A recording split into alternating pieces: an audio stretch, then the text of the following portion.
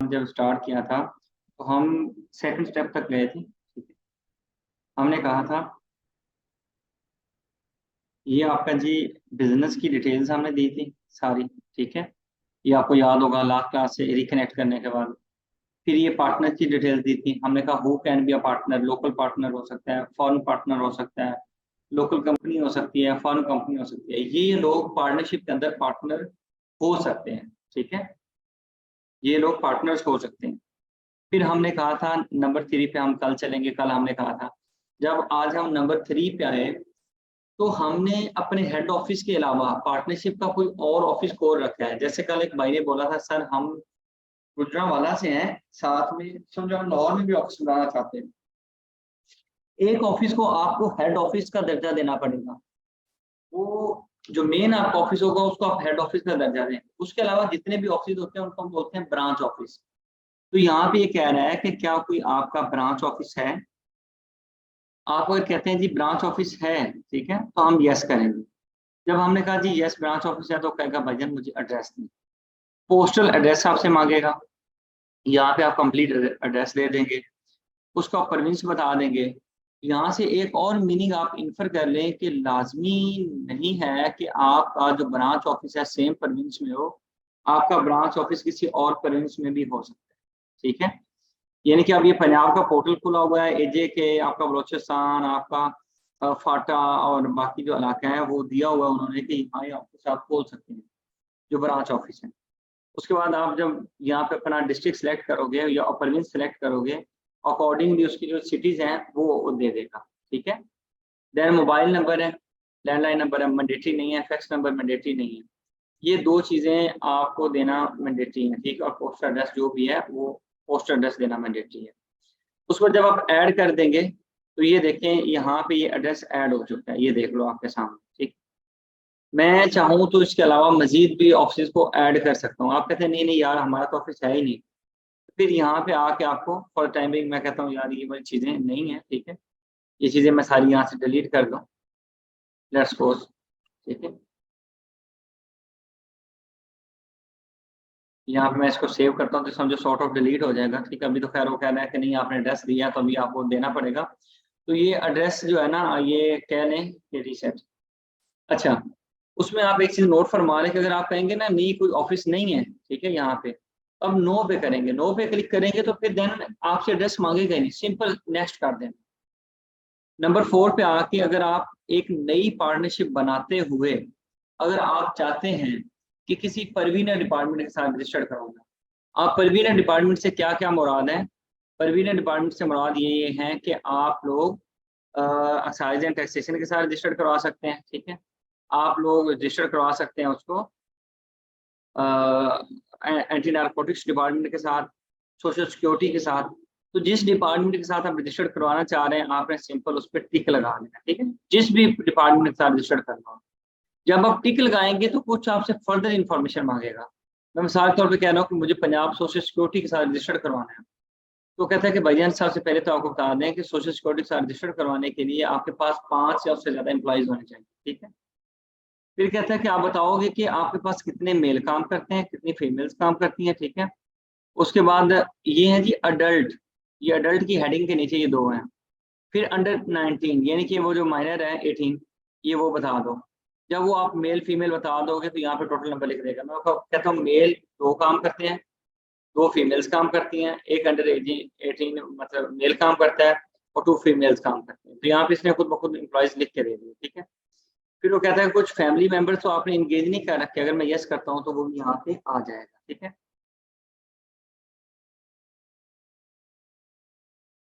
जी, मरियम के अलावा बाकी लोग को भी आवाज कट कट के आ रही है। जी सर, ओपिनियनली हो जाता है ऐसे। अच्छा, वो जी फाइनली सर, वो आज वॉइस क्वालिटी जो है वो पहले जैसी नहीं है, थोड़ा सा मसला आ रहा है सर। अच्छा, इसमें ना विद ड्यू रिस्पेक्ट अब ये है कि मतलब मुझे भी अपेरेंटली कुछ नेटवर्क में इशू लग रहा है। ठीक है, अब देर आर टू सर्कमस्टांसिस, अगर आप कहते हैं तो मैं क्लास को कैरी कर लेता हूँ, अदरवाइज मैं इस क्लास की बेस पे एक आपको ऑल्टरनेट क्लास या आप कह लें मेकअप क्लास कल दे सकता हूँ। मुझे इस तरह पढ़ाने में मसला नहीं है, लेकिन अगर आप कहते हैं कि हमें वो आवाज में ग्लिचेस आ रहे हैं, समझ नहीं आ रहा है, तो फिर फायदा नहीं है। सर सर कैरी कल काउंट रखने के करके बाद देखिए, इतना ज्यादा प्रॉब्लम नहीं है। अच्छा जी, समझ आ रही है। अच्छा, कल मैं आपको रिकैप भी करवा दूंगा, कोई मसला नहीं है, कल मैं आपको रिकैप भी करवा दूंगा, कल नहीं नेक्स्ट क्लास में सारी चीज को पहले रिकैप करवा दूंगा, ठीक है, क्योंकि अभी आप लोगों ने टाइम निकाला हुआ है, ठीक है। एंड शिफ्ट कर लेते हैं। अच्छा नो, ठीक है, प्लीज कंटिन्यू आवर इशू है एंड शिफ्ट। अच्छा, हम कैरी ऑन करते हैं अगली क्लास में। पहले आपको इस पे ना 20-25 मिनट लगा के, 20 मिनट लगा के सारा रिकैप करवा दूंगा। अच्छा, अगर आपका कोई फैमिली मेंबर आपने इनगेज किया हुआ है तो आप यस कर लें, वरना नो कर, ठीक है। ये जहाँ जहाँ पे आपको इशू होगा मैं अवेलेबल होगा, बेफिक्र है, आपको मैं बताऊंगा। अगर आप लोग डिस्टर्ब होंगे ना, नेक्स्ट क्लास में भी आपको पहले क्वेश्चन लिए जाएंगे। अच्छा, ये नो कर दिया, ठीक है। उसके बाद आपने सिंपली सेव एंड नेक्स्ट करना है, ठीक है। जब सेव एंड नेक्स्ट किया तो अभी देखें स्टेप 5 पे चले गए। स्टेप 5 पे, स्टेप 5 पे क्या है कि यहाँ पे देखें आपकी पूरी एप्लीकेशन जो स्टेप 1 2 3 4 है ना, उसको कंबाइन करके आपकी एप्लीकेशन आपको कह रहा है कि भाई एक दफा देख लो, ये आपने एप्लीकेशन फिल की है। क्या क्या बोल रहा है, कहता है ये फर्म का नाम है, ये इसका मतलब फर्म है, ठीक है, इसका ये बिजनेस का नेचर है, कमर्शियल एस्टेब्लिशमेंट है, ये सर्विसेज सेक्टर है उसका, ठीक है। उसके बाद वो बताता है कि ये इसका एड्रेस है, सेल टैक्स में रजिस्टर्ड नहीं होगी, फलान डेट से स्टार्ट होगी, ये इसके पार्टनर्स हैं, पार्टनर की डिटेल्स ये हैं, लोकल पार्टनर है, ठीक है। फिर उसके बाद ये दूसरा पार्टनर है, ठीक है। यानी कि ये सिर्फ इंफॉर्मेशन आपको रिव्यू करवा रहा है, नथिंग एल्स। ओके, मैंने सिर्फ देखना है, इस चीज को इंश्योर करना है कोई मिस्टेक तो नहीं है। अगर देर इज अ मिस्टेक तो मुझे उसको वापस जाके उस स्टेप पे करेक्ट कर लेना है, ठीक है। देन मुझे इसको नेक्स्ट कर लेना है, ठीक है। नेक्स्ट पे जाऊंगा, स्टेप नंबर 6 आ गया। स्टेप नंबर 6 पे मैंने आपको कहा था कि आपने 2000 रुपए का चालान बनाना है, और ये चालान इसने ऑटो में बना के दे दिया है। अच्छा, ये कौन सा डिपार्टमेंट है जिसके साथ हम वैसे कह रहे हैं कि रजिस्ट्रार ऑफ फर्म्स के पास रजिस्टर्ड होती है, ठीक है। लेकिन जो रजिस्ट्रार ऑफ फर्म्स हैं वो किस मिनिस्ट्री के अंडर आते हैं, वो industries commerce investment and skills development department उसके अंडर आता है, ठीक है। अब इसका ये देखें 2000 का चालान बना हुआ, मुझे इस चालान को प्रिंट करना है। प्रिंट करने के लिए यहाँ पे जाऊंगा, ठीक है। ये बना बनाया चालान मेरे पास आ जाएगा, ये देख लीजिएगा। ये देखें, इस चालान के 3 पोर्शन है, ठीक है, 3 हिस्से हैं। एक पोर्शन आपको, 2 पोर्शन आपको मिल जाएंगे, एक बैंकर रख लेगा, उनमें से एक आप अपने पास रख लेते होते हैं, और एक जो होता है अपनी एप्लीकेशन के साथ अटैच करते होते हैं जब हम फॉर्म सी और बाकी डॉक्यूमेंट्स लेके जाते हैं। अभी 1 मिनट रुकें, अगली स्क्रीन पे आपको ये भी क्लियर हो जाएगा। ये चालान आप ऑनलाइन भी पे कर सकते हैं, और ये चालान मैनुअली भी पे कर सकते हैं।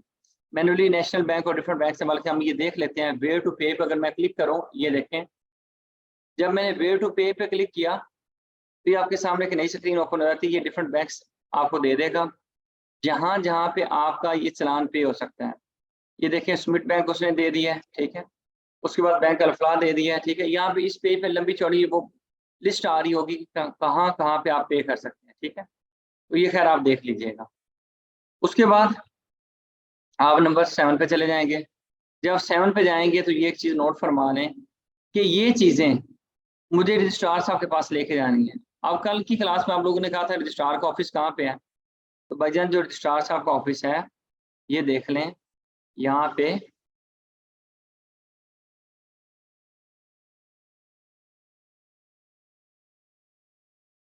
ये लिखा हुआ है, ठीक है। District office IPWM plot number 5 sector I94 industrial area Rawalpindi, ठीक है।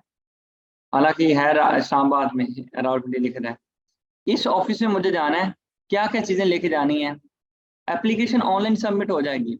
एक तो attested copy of partners and differences लेके जानी है, किससे अटेस्ट हुई हो, ये नोटरी पब्लिक से हुई हो, ठीक है। उसके बाद attested copy of partnership deed लेके जानी है। अच्छा, अपेरेंटली अभी जो मेरे इस सिस्टम में, मैंने आपको कहा मैं दूसरे लैपटॉप से क्लास दे रहा हूँ, इसमें पार्टनरशिप डीड की कोई टेम्पलेट पड़ी हुई नहीं है, लेकिन मैं आपको गूगल से पार्टनरशिप डीड की टेम्पलेट दिखा देता हूँ, ठीक है।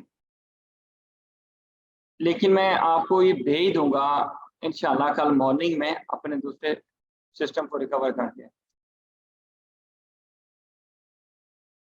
जो पार्टनरशिप डीड होती है नॉर्मली बड़े सारे लोग आप लोगों में से जानते हैं। सपोज ये एक टेम्पलेट पड़ा हुआ है, ठीक है ना, मैं इसको खोल लूँ, ये स्टैम्प पेपर पे होगा, इसमें सारी आपकी टर्म्स एंड कंडीशन लिखी होंगी। ये बस ऐसे दिखाना चाह रहा हूँ, हल्का सा आपको पता चल जाए। उसमें बिजनेस का नाम लिखा होगा, इसमें बाकी सारी डिटेल्स लिखी होंगी, बल्कि इसको रहने दो यार, ये मैं वैसे ही आपको भेजूंगा, यहाँ से भेजना मुश्किल है, ठीक है। अच्छा, पार्टनरशिप डीड एक स्टैम्प पेपर पे आपका बिजनेस का नाम, आपका उसका कितना टाइम है, क्या आपकी टर्म्स हैं, आपका बिजनेस क्या होगा, वो सारी चीजें उसके ऊपर लिखी हुई, ठीक है। नहीं, आपको नहीं, सबको सेंड करेंगे ग्रुप के अंदर, सबको। अच्छा, उसके बाद आपका ये फॉर्म 1 आपने देना होता है। ये फॉर्म 1 आपको पोर्टल खुद बना के देता है। ये देखो, क्लिक हियर करने पे फॉर्म 1 आपका बन जाएगा। ये पार्टनरशिप एक्ट के अंदर फॉर्म 1 का टेम्पलेट दिया हुआ है। अब ये देखो, ये फॉर्म 1 जो होता है, इसमें फर्म का नाम लिखा होता है, इसमें आपका अगेन फर्म का नाम लिखा होगा, इसमें जो बंदा फाइलिंग कर रहा है, फॉर्म 1 को सबमिट करने वाला है, उसका नाम लिखा होगा। उसके बाद अगेन आपके पार्टनर्स कौन कौन से हैं, उनकी डेट ऑफ ज्वाइनिंग क्या है, उनका एड्रेस क्या है, अगेन दूसरे पार्टनर की वो सेम डिटेल। उसके बाद ड्यूरेशन ऑफ द फर्म, कब तक ये फर्म चलेगी, ठीक है। उसके बाद ये बंदा जो है कहाँ पे स्टेशन करता है, ठीक है। उसके बाद इस पार्टनर के सिग्नेचर, या इस पार्टनर ने अगर कोई अपना वकील रखा हुआ है तो उसके सिग्नेचर, ठीक है। और यहाँ पे डेट, ठीक है। इस तरह से अगेन ये तो बीइंग जो बंदा सबमिट कर रहा है फॉर्म, उसके सिग्नेचर की बात हो रही है। ये अगेन एज अ पार्टनर, ठीक है, नाम आ रहा है, यहाँ एज आ रही है, रिलीजन आ रहा है, ठीक है। उसके बाद डेट अगेन आ रही है, यहाँ पे विटनेस के सिग्नेचर आने हैं, ठीक है। विटनेस के सिग्नेचर और पार्टनर 1 के सिग्नेचर, यानी कि आप ये चीज देख लें कि पार्टनर एक वो पार्टनर है जो फॉर्म को सबमिट कर रहा है, उसके तो यहाँ पे सिग्नेचर आएंगे इस जगह पे जो फॉर्म को सबमिट करने वाला है। उसके बाद यहाँ पे सिग्नेचर उस बंदे के आने हैं जो पार्टनर 1 है, अगेन पार्टनर ये वाला जो पार्टनर है। फिर दूसरे पार्टनर के यहाँ पे सिग्नेचर आएंगे, और यहाँ पे विटनेसेस के उनके सिग्नेचर आने हैं, ठीक है। ये वाली डेट आप कह सकते हैं सर ये पुरानी क्यों लिखी हुई है, क्योंकि मैंने जो इनकी फर्म की ज्वाइनिंग की डेट लिखी हुई है ये वो वाली डेट है, ठीक है। और यहाँ पे एक चीज और देख लें, कह रहा है the form must be signed by all partners or their specially authorised agent in this behalf in the presence of a witness or witnesses who must be either a gazetted officer, advocate, attorney, pleader or honorary magistrate, ठीक है। अच्छा जी, उसके बाद आपका ये जो form है यहाँ तक ये पार्टनरशिप वाली बातें सारी खत्म हो जाती है, ठीक है। लेकिन यहाँ भी बोलता है, ये वाली लाइन असल पढ़ने में जरूरत है, after submitting the application kindly provide the following documents hard copy, यानी कि ऑनलाइन तो हमने अपलोड करने हैं, ये देखिएगा अपलोड करेंगे, लेकिन हार्ड कॉपीज क्या है कि इनको आपने वो प्रिंटेड फॉर्म में लेके जाना है। कहाँ पे लेके जाना है, इस जगह पे लेके जाना है, at your respective registrar from the office. कौन सा ऑफिस बनेगा ये पोर्टल आपको खुद बता रहा होगा, हमने इसको नहीं कहना कि कौन सा है। आप लाहौर का एड्रेस लिखेंगे कि लाहौर में रजिस्टर करनी है, लाहौर का आपको एड्रेस बता देगा कि ये रजिस्ट्रार ऑफिस का है, ठीक है। आप सिंध का पोर्टल खोलेंगे तो सिंध का बता देगा, केपीके का खोलेंगे केपीके का बता देगा, ठीक है। अगेन पार्टनरशिप डीड को आपने अपलोड करना है। फॉर्म 1 अभी आपको दिखाया, पोर्टल बना के दे रहा है, उसको साइन करके अपलोड करना है। ये जो चलान आपको दिखाया था पोर्टल ने बना के दिया, इसको भी अपलोड करना है। फॉर्म 1 के सबमिट करने की डेट क्या है, ठीक है, ये नॉर्मली एप्लीकेशन की डेट ही होगी। अच्छा जी, यहाँ तक आपकी एप्लीकेशन होती है नॉर्मल। अच्छा, ये जो नीचे वाला एरिया आ रहा है ना आपका, ये नीचे वाला एरिया ये क्यों आ रहा है, information about self assessment scheme, ये इसलिए आ रहा है, इसकी वजह ये है, अगर आप नीचे वाला देखें, क्योंकि मैंने कहा था मुझे रजिस्टर करना है अपने आप को किसके साथ, सोशल सिक्योरिटी के साथ। ये उसके मतलब इसने चंद चीजें बता दी हैं, मैं मिसाल देता हूँ, अगर आप इसको पढ़ेंगे, कहते हैं information about self assessment scheme. Self assessment scheme ये होती है कि अपने आप को आप खुद असेस कर सकें कि आपके टैक्सेस कितने बनते हैं, सोशल सिक्योरिटी वगैरह के। तो इसमें खैर अभी मैं इसको आपको बता नहीं रहा, लेकिन आप लोगों में इसको पूछना चाहेगा तो अलग से बता दूंगा। तो ये आपने देख लेना है, कभी आपने रजिस्टर करवाना हो तो अब यहाँ पे क्या देते हो, खैर जी आप खुद असेस करेंगे, ठीक है। तो एस्टेब्लिशमेंट ये एम्प्लॉयर, आपके बिजनेस का क्या नाम होगा, ये जो ऊपर नाम है वही आपने लिखना है।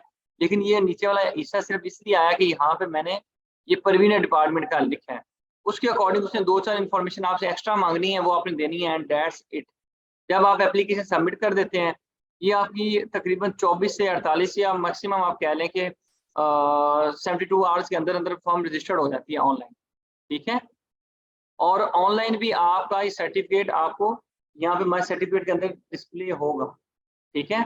यहाँ पे सर्टिफिकेट आपको आ रहा होगा, रजिस्ट्रेशन नंबर भी आ रहा होगा, बिजनेस नेचर, एंटिटी, सेक्टर, सब सेक्टर, डिपार्टमेंट, और यहाँ पे पूरी चीज लिखी। एंड पे सर्टिफिकेट यहाँ पे लगा होगा, आप क्लिक करोगे एंड पे सर्टिफिकेट ओपन हो जाएगा सॉफ्टवेयर, ठीक है।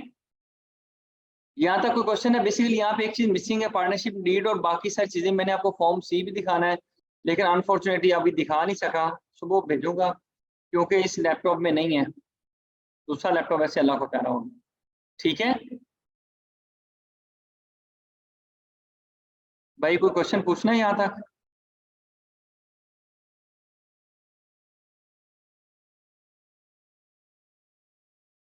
चले, अगर नहीं पूछना तो फिर भी हेलो बता दें। सर। जी जी जी सर, क्वेश्चन ये है कि जो ये हमारा अगर हम पार्टनरशिप का बिजनेस कर रहे हैं, पहले तो ये क्वेश्चन है कि लोकल फर्म के साथ फॉरेन फर्म जो है वो पार्टनरशिप कर सकती है, और अगर कर सकती है तो फिर जो हम डॉक्यूमेंट्स देंगे तो उसमें जो फॉरेन फर्म होगी उसके कोई अटेस्टेड डॉक्यूमेंट्स जो उसको अपनी एम्बेसी से अटेस्ट करवाने हो, या अपने वहाँ के जो अटेस्टेशन अथॉरिटीज हों, वो हम फिर इस डॉक्यूमेंट के साथ फाइनली जो हम सबमिट करेंगे वो भी सबमिट होंगे फिर इसके साथ, या नहीं होंगे? क्योंकि उस चेकलिस्ट में ऐसा कोई डॉक्यूमेंट नजर नहीं आया।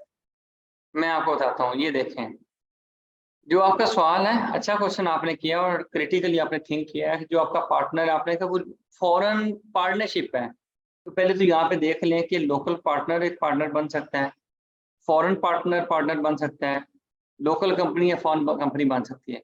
यानी कि एक पार्टनरशिप को अलाउड नहीं है कि वो फर्दर पार्टनरशिप के अंदर पार्टनर बने, ठीक है।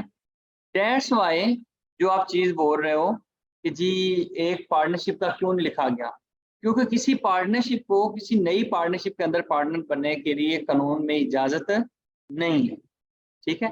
दैट्स वाई, ठीक है। Yes sir, okay, thank you. ठीक है।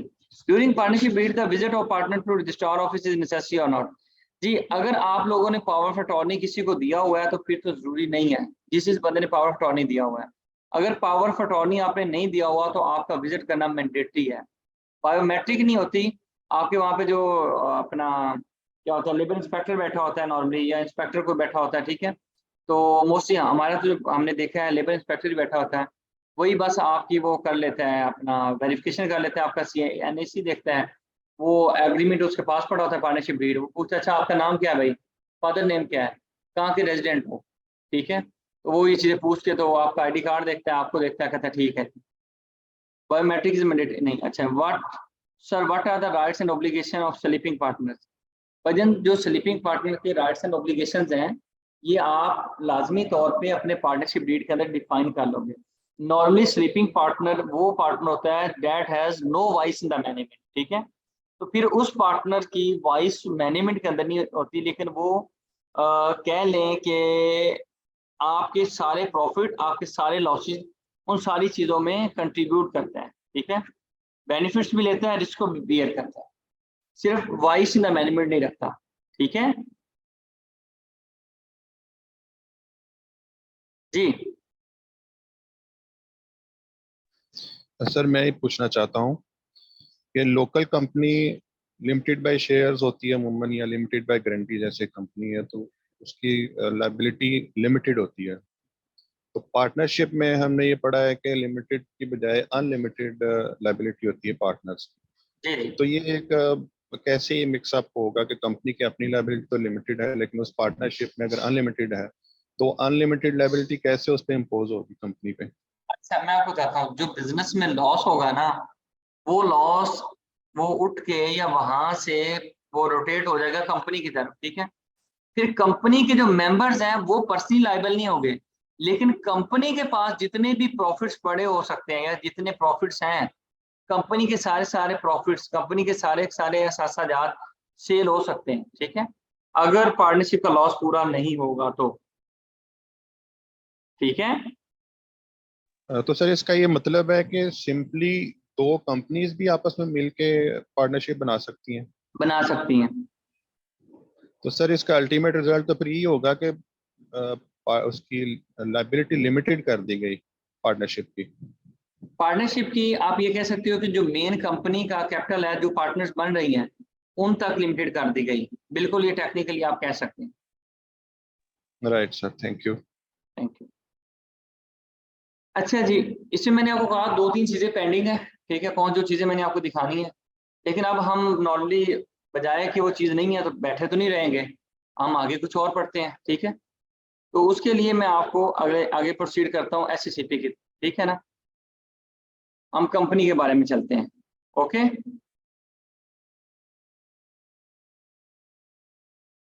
अच्छा अच्छा, जो आपका पाकिस्तान में अदारा है, अच्छा बेसिकली अनफॉर्चुनेटली मेरी जो स्लाइड्स हैं और सारी चीज़ें हैं ना, वो मेरे पास अभी इस लैपटॉप में नहीं है, ठीक है।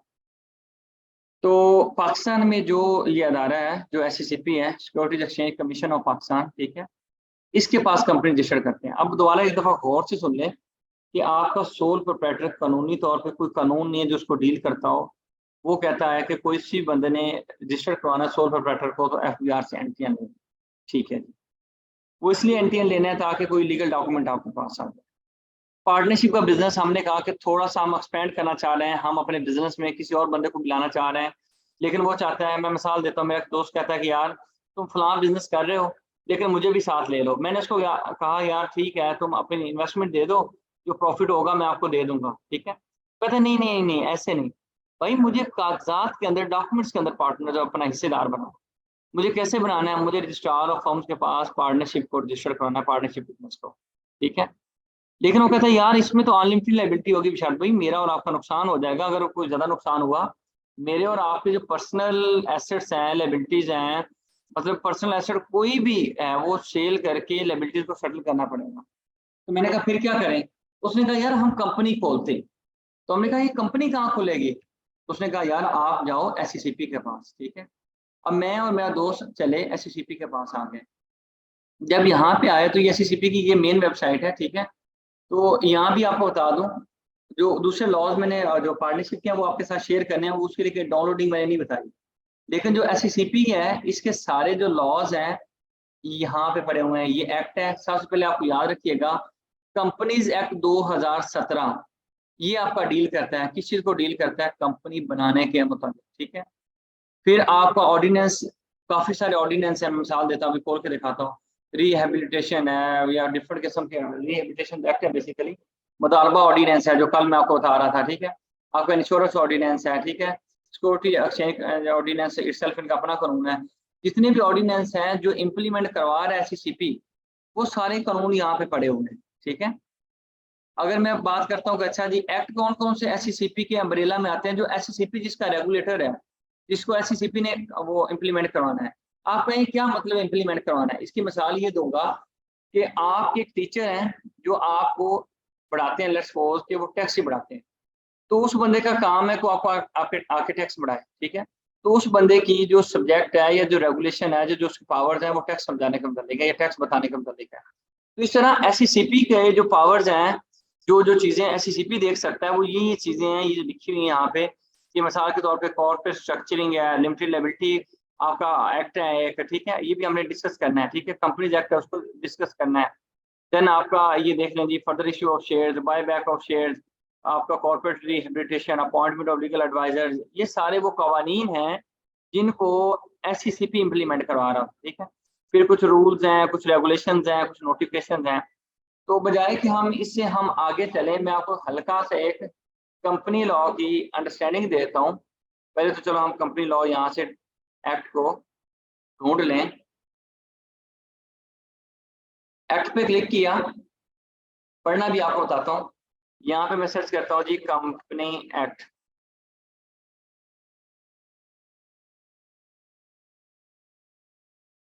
तो यहाँ पे याद रखें कंपनीज एक्ट जो है आपका वो पड़ा हुआ है, ठीक है। द कंपनीज एक्ट, ये उसकी गस्टेड कॉपी पड़ी हुई है जब ये पहले कानून आया था, ठीक है। अब याद रखिएगा इस कानून में, इस कानून के आने के बाद 7 शेड्यूल बाद में आया, ठीक है, 9/7 को यह 7 शेड्यूल फीसों के मुतालिक है। फिर उसके बाद 30/7 को इसका जो 4th एंड 5th शेड्यूल था उसमें चेंज आई, ठीक है। उसके बाद फर्दर उसमें चेंज आई। ये जैसे जैसे इसमें चेंज आती गई है कंपनीज एक्ट के अंदर, ये सारे यहाँ पे आगे आगे पड़ी हुई चीजें, ठीक है, अपडेटेड। बल्कि यहाँ पे इसको हम खोल लेते हैं, ये ज्यादा बेहतर है। अच्छा जी, अब इस अगर कानून को खोलें, ठीक है, तो याद रख लें हमने अगर पाकिस्तान में कंपनी खोलनी है, ठीक है, तो कंपनी खोलने के लिए कैसे खोली जाए, रजिस्टर्ड करवानी है एससीपी के पास। क्या बैक एंड पे कोई ये जो कानून है ये किस तरह से हमें गाइड करेगा? ये कानून इटसेल्फ अपनी जात में मुकम्मल नहीं है। जैसे हमने कहा था इनकम टैक्स ऑर्डिनेंस मुकम्मल नहीं है, हल्का से मैंने आपको बताया पार्टनरशिप एक्ट जो है वो मुकम्मल नहीं है, वो पार्टनरशिप रूल्स उसके साथ हैं, इनकम टैक्स ऑर्डिनेंस के साथ इनकम टैक्स रूल्स हैं, सेल टैक्स एक्ट के साथ सेल टैक्स रूल्स हैं। तो इस तरह पार्टनर ये जो आपका कंपनीज एक्ट है इसके साथ आपकी कुछ चीज़ें अटैच हैं। कौन कौन चीज़ें अटैच हैं? डिफरेंट किस्म की रेगुलेशन अटैच हैं। क्या मतलब है, मैं मतलब बताता हूँ। सबसे पहले चलो हम कंपनी की डेफिनेशन पढ़ लेते हैं ताकि हल्का सा आपको आइडिया हो जाए। कंपनी सेक्शन 17 में सेक्शन 2 क्लॉज 17 में डिफाइन किया गया कि कंपनी का मतलब क्या होता है, ठीक है। Company means a company formed and registered under this act और द कंपनी लॉ। माशाल्लाह, कंपनी का मतलब है कि कंपनी जो रजिस्टर्ड हुई हो, बनी हो इस एक्ट के तहत या कंपनी लॉ के तहत। यानी कि फिर कंपनियां दो तरह की हो सकती हैं, जो इस कंपनीज एक्ट 2017 के तहत बनी, क्योंकि अभी चल रहा है कंपनीज एक्ट 2017। अभी आप कंपनी बनाने जाओगे तो किस कानून को फॉलो करोगे? कंपनीज एक्ट को। यानी कि फिर इसका मतलब है कि कंपनीज एक्ट आने से पहले कोई कानून था उसका नाम कंपनी लॉ था? नहीं नहीं, बल्कि कई कवानीन थे उनका नाम कंपनी लॉ था। क्या मतलब है? इसी कंपनी लॉ को उसने यहाँ पे आके डिफाइन कर दिया। उसने कहा कंपनी लॉ का मतलब है जो पाकिस्तान बना था तो एक कानून गोरों का बनाया हुआ था, कंपनीज एक्ट 1913। पाकिस्तान बनने के बाद हमने फौरी तौर पे इस कानून को फॉलो कर लिया। हम इस कानून को फॉलो करते रहे, कंपनियां बनाते रहे 1984 तक, जो कि आप लोगों में से मेजोरिटी लोग कंपनी ऑर्डिनेंस 1984 को जानते हैं, वहां तक। यानी कि आपके जो ज़ियाउल हक साहब थे उन्होंने आके कंपनी ऑर्डिनेंस बनवाया। उससे पहले आपका कोई कंपनी के मतलब कानून नहीं था। जो कानून था वो अडॉप्टिव लॉ था, हमारा अपना कानून नहीं था। जैसे आप कह सकते हैं जैसे ट्रस्ट एक्ट 2020 में आया, हमने अपना बनाया, अभी भी उस पर रूल्स अवेटेड है डिफरेंट प्रोविंसेस के। तो वो कह रहा है कि वो 1800 कौन सा 82 का हम फॉलो कर देते हैं। तो इस तरह कंपनीज एक्ट को हमने बनाया नहीं, हम फॉलो करते हैं। फिर 1984 में बना और ये कानून चलता रहा के दरमियान में 2016 में एक 6 माह के लिए एक ऑर्डिनेंस आया था जो सदर ममनून हुसैन साहब ने पास किया था, कंपनीज ऑर्डिनेंस 2016, ठीक है। अगर उसको इन्होंने पास किया था तो उसके तहत भी कोई कंपनियां बनी होंगी। जब ये कानून था ये फॉलो होता गया, जब ये कानून आ गया तो इसके तहत कंपनियां बननी बंद हो गई, इसके तहत बनने लगी। जब ये कानून खत्म हो गया, मतलब ये वाला ऑर्डिनेंस आ गया, इसके तहत बंद होगी, ये फॉलो होना शुरू हो गया ये वाला। जब ये वाला खत्म हुआ तो कानून नया कौन सा आ गया? यही वाला कंपनीज एक्ट 2017। उसके तहत कंपनियां बननी शुरू हो गई और ये जो नीचे वाले सारे लॉ थे खत्म हो गए। फिर उसने सबको वन बाय वन नाम ही लिखा, उसने सबको एक बास्केट में डाला और इस बास्केट का नाम रख दिया कंपनी लॉ। क्या नाम रख दिया? Company law. जो कंपनी लॉ है या आपका जो कंपनीज एक्ट है उनके साथ रजिस्टर्ड हुई कंपनियों को ये कंपनी लॉ फॉलो करना है या उनको कंपनी बोला जाएगा।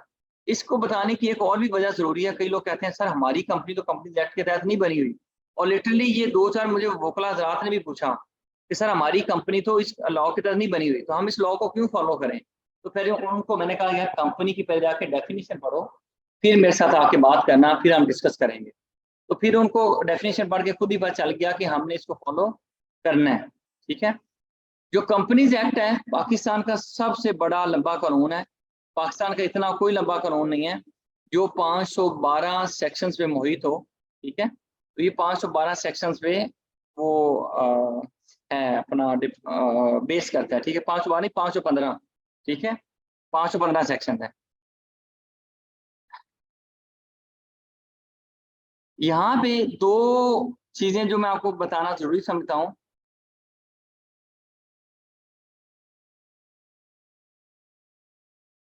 अच्छा जी, notwithstanding anything contained, अब ये बड़ी सारी जगहों पे ये लीगल लैंग्वेज लिखी होती है, थोड़ी सी लॉ की अंडरस्टैंडिंग बस बता रहा हूँ साथ साथ। मुझे ये बताएं, आप लोगों में से कोई साहब हैं जो प्लीज मुझे इस चीज की मतलब या मीनिंग बता दें कि इसका मतलब क्या है। नॉट विद स्टैंडिंग जी सर, इसका एनीथिंग। मतलब ये है सर कि इस वक्त अगर किसी और कानून में अगर जो कुछ भी लिखा हुआ है, उसके बावजूद ये जो कानून है इसका ओवरराइडिंग इफेक्ट है और शाबाश, इसके अंदर जो चीजें हैं ये प्रिवेल कर जाएंगी। जबरदस्त जबरदस्त, बिल्कुल आपने सही बताया। अच्छा जी, किसी और बंदे को ये बात समझ आई है? Yes sir. जी सर। चलिए जबरदस्त। यानी कि इस चीज को अगर हम कहें तो ये हो इस तरह से सकता है, कहते हैं इसको हम कहते हैं नॉन ऑब्स्टेंटिव क्लॉज, ठीक है। अब पता नहीं स्पेलिंग सही है गलत है, नॉन ऑब्स्टेंटिव क्लॉज, और ठीक है। सर दूसरा इसका ओवरराइडिंग क्लास भी कहते हैं ना सर? हाँ बिल्कुल सही है, ठीक है जी, दूसरा नाम भी लिख लेते हैं बाइक पर। अच्छा, दूसरे नंबर पे एक सब्जेक्टिव क्लॉज होता है, ठीक है। तो आप ये भी बता दो मेरा भाई, फिर इसे सब्जेक्टिव क्लॉज का बता दो।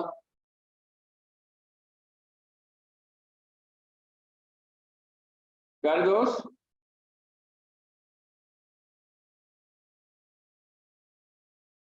अच्छा जी, मैं बताता हूँ, मेरा ख्याल है वो कहीं गायब हो गया। सब्जेक्टिव क्लॉज ऐसी क्लॉज, अच्छा नहीं समझ आई, मैं बताता हूँ। अच्छा जी, सर सब्जेक्टिव लॉ का मतलब ये होता है सर कि ये जो लॉ है इसका सब्जेक्ट कौन लोग हैं, ये किन लोगों से डील करेगा, इसका ये इम्प्लीमेंट किस तरह से होना है, ये सब्जेक्टिव क्लॉज चलो है। ये सॉरी, ये सब्जेक्टिव लॉ के बजाय सब्जेक्टिव क्लॉज क्या कहते हैं ये। अब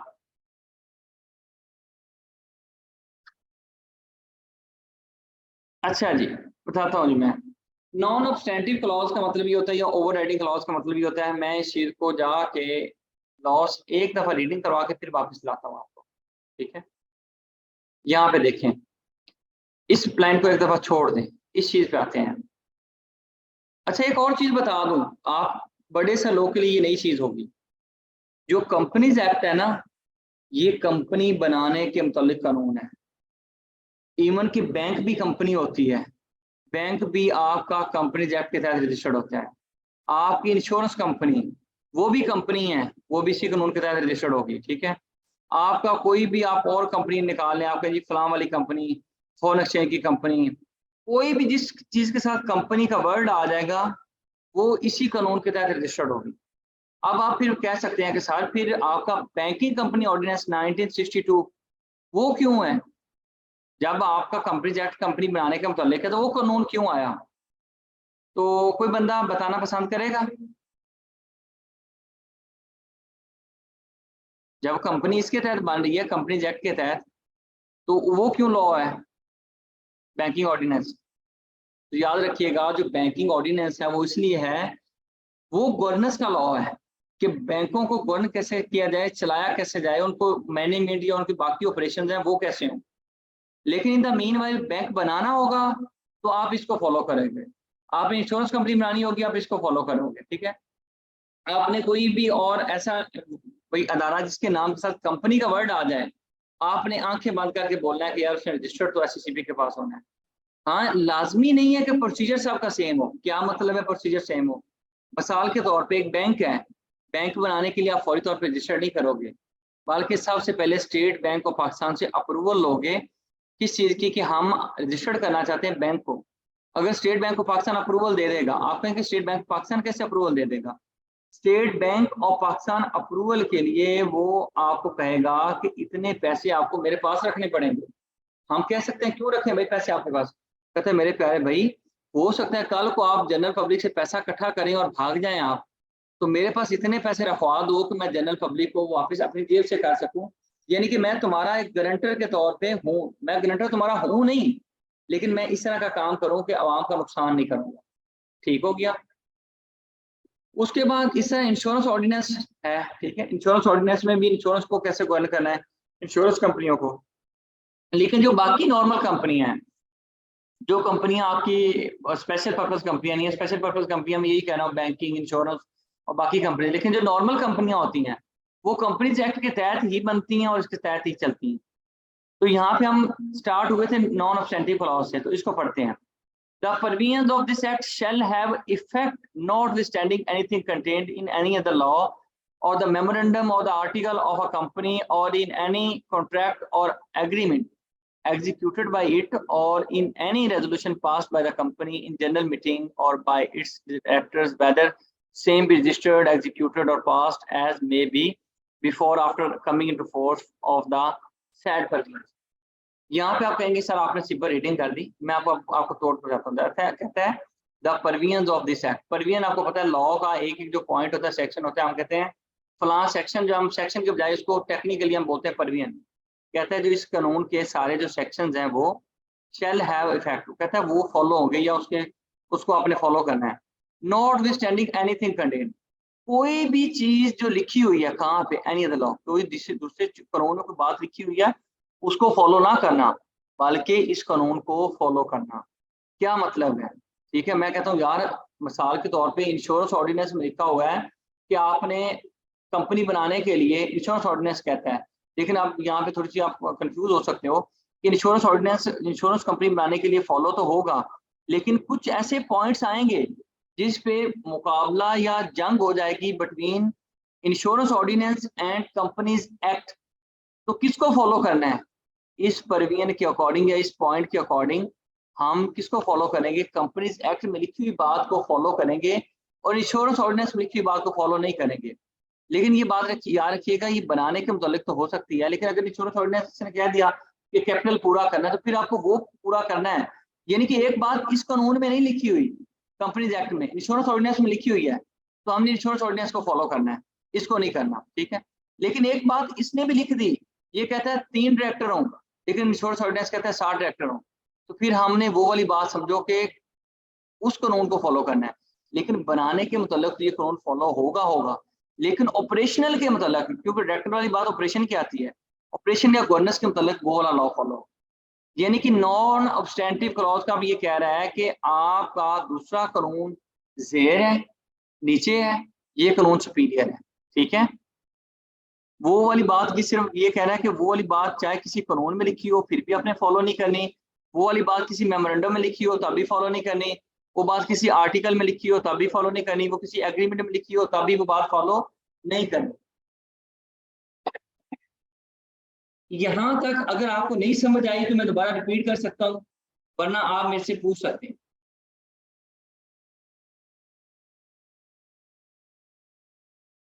अगर नहीं समझ आई आप अनम्यूट भी कर सकते हैं, लिख के भी कह सकते हैं। सर समझ आ गई सर, माशाल्लाह बहुत अच्छा पढ़ा रहे हैं सर, थैंक यू सर। चलिए सभा करें, थोड़ा सा और करने फिर फॉलो क्या करना ये मिर्जा साहब आपको बता।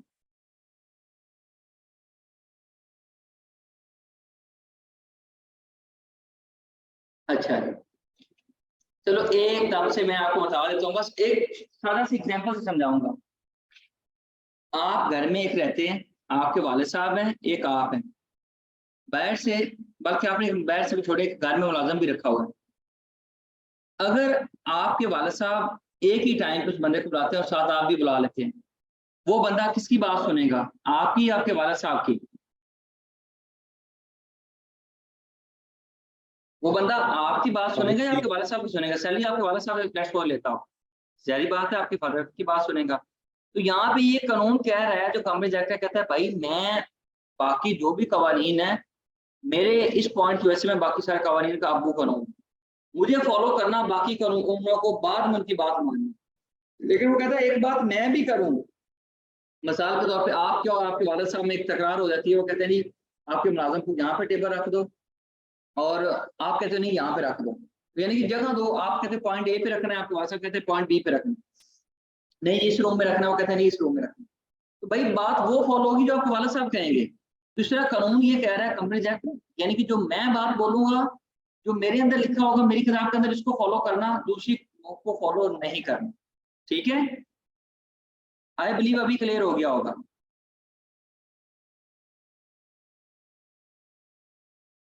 ये था जी नॉन ऑब्स्टेंटिव क्लॉज।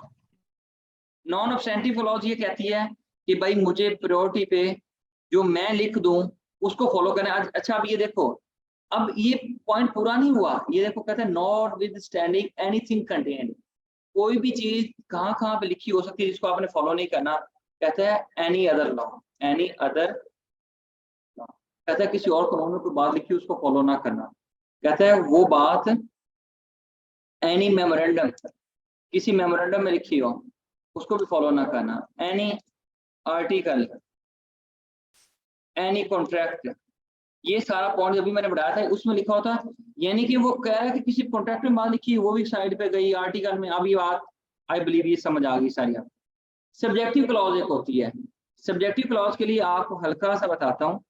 सब्जेक्टिव क्लॉज ये कहती है, जिस तरह हम इसके बिल्कुल ऑपोजिट होती है कि जिस तरह से,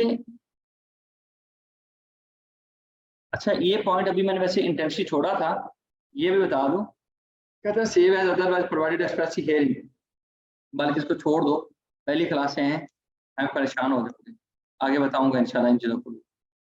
अच्छा कुछ चीजें ये होती हैं, लेट्स सपोज सब्जेक्ट टू,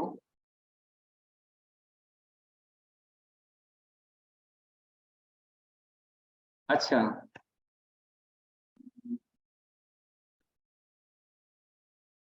हाँ ये देखो जी, subject to the provisions of this act, अब ये कोई इतना इसने रंगबाजी वाला पॉइंट लिख दिया है, इस पॉइंट के तहत मैं कहता हूँ कि उसने बड़ा घुमाया है हमें, ठीक है, ऐसा नहीं होना चाहिए।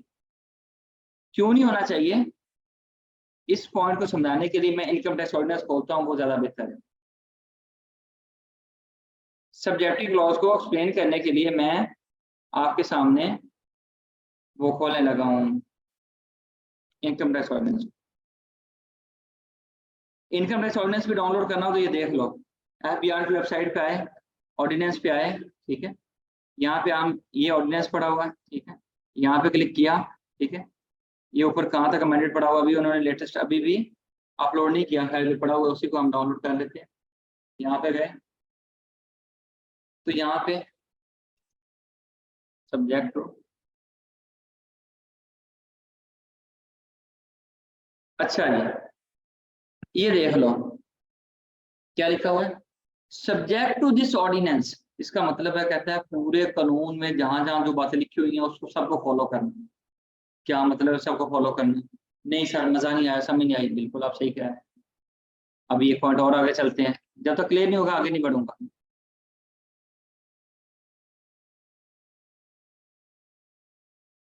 अच्छा सब्जेक्ट टू दिस ऑर्डिनेंस लिख के ना वो अपने आप को ना बड़ा सारा वो बचा लेता है, किस तरह से बचा लेता है, अब ये देखो यहाँ पे क्या लिखा है, सब्जेक्ट टू सब सेक्शन 3, इसका मतलब ये है कि ये जो नीचे सब सेक्शन 3 लिखा हुआ है पहले उसको पढ़ो, इसके साथ कंबाइन करो, जोड़ो, फिर इसको पढ़ो, फिर आपको समझ आएगी।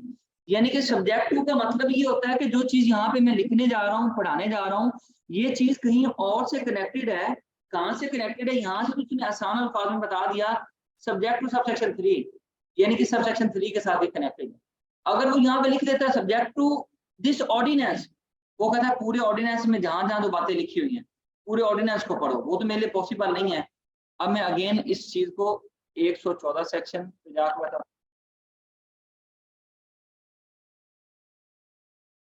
ये अगेन देख लो सब्जेक्ट टू दिस ऑर्डिनेंस, हालांकि ये इसका मतलब ये मैंने आपको कहा कि पूरे ऑर्डिनेंस को तो मैं पढ़ नहीं सकता, इसको तो चाहिए था कि subject to section 1, subject to section 22, subject to section 23, यानी कि इस सेक्शन को पढ़ने से पहले फलां वाला सेक्शन, फलां वाला सेक्शन एंड फलां वाला सेक्शन पढ़ लो।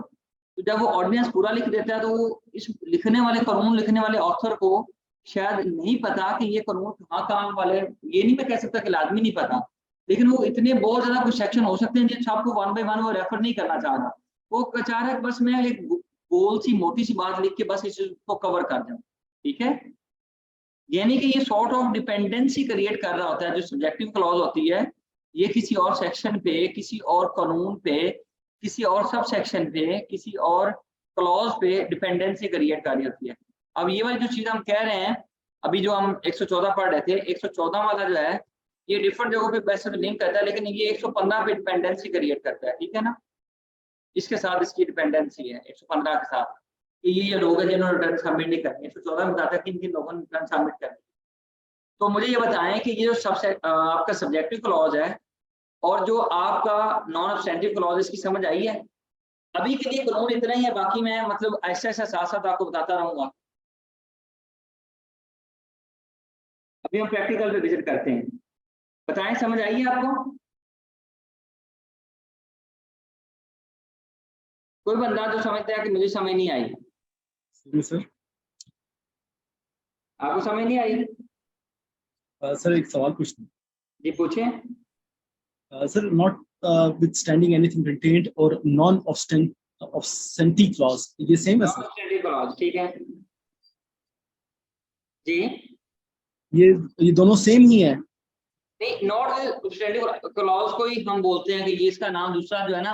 किसी को आप ये नहीं कहोगे यार नॉन, वो नॉट सब्सटेंटिव क्लॉज, आप कहते हो यार नॉन सब्सटेंटिव क्लॉज नहीं है, आप इस तरह बोलते हो, ठीक है।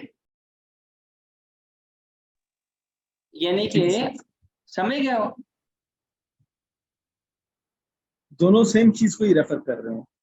सेम चीज नहीं मेरे भाई, मैं कहता हूँ जहाँ पे कानून नॉट विथस्टैंडिंग लिखा होता है तो हम ये नहीं कहते ये वो वाली जो नॉट विथस्टैंडिंग वाली क्लॉज है ना, हम उसका नाम ही कहते हैं नॉन अपस्टैंडिंग क्लॉज, या जो हमारी इस कानून की ओवरराइडिंग क्लॉज है, ठीक है। ये ऐसे ही है जैसे आपके घर वाले आपको बोलते हैं जी मतलब मिसाल के बेटा बोले, ठीक है, तो बजाय कि बेटे को कहेंगे यार वो जो असलम है, अकरम है, या जो हमारा फलां बच्चा है, ठीक है, तो थोड़ा सा उसको बेहतर अंदाज में बोलने के लिए या आप जो भी कह दें, ठीक है। ठीक है सर।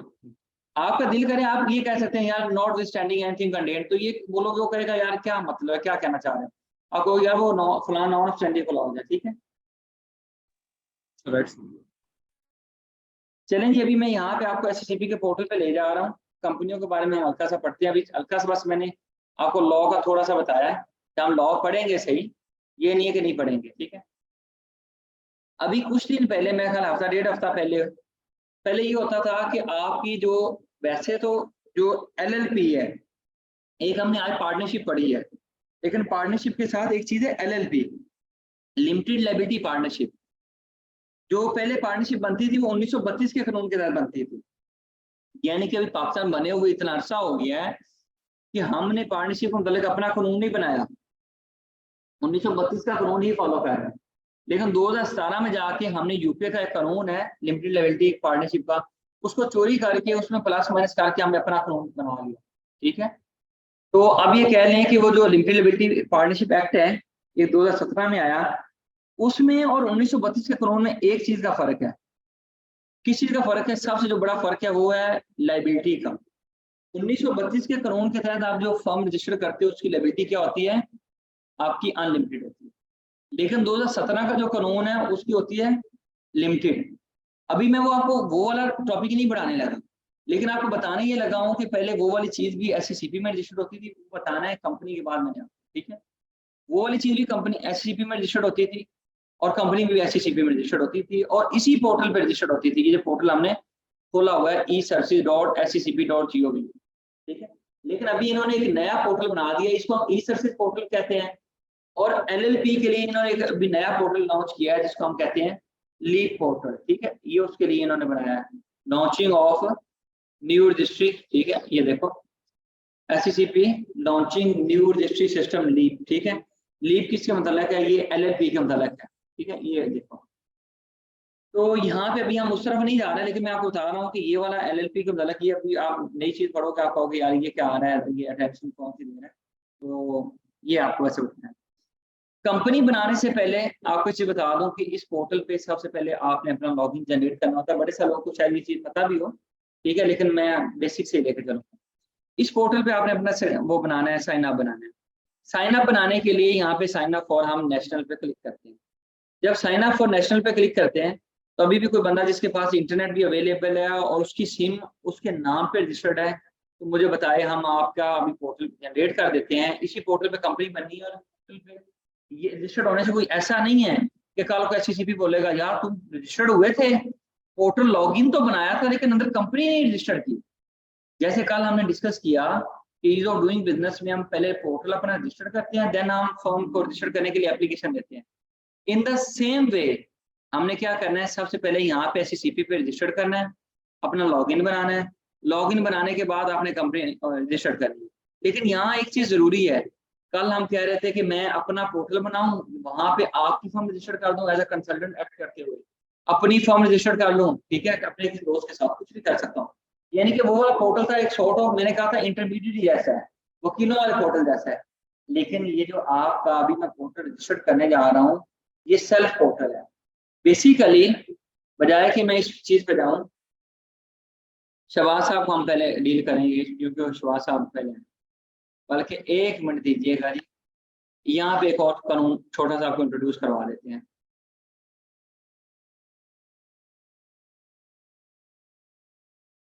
अच्छा जी, यहाँ पे एक चीज आप नोट कर लें,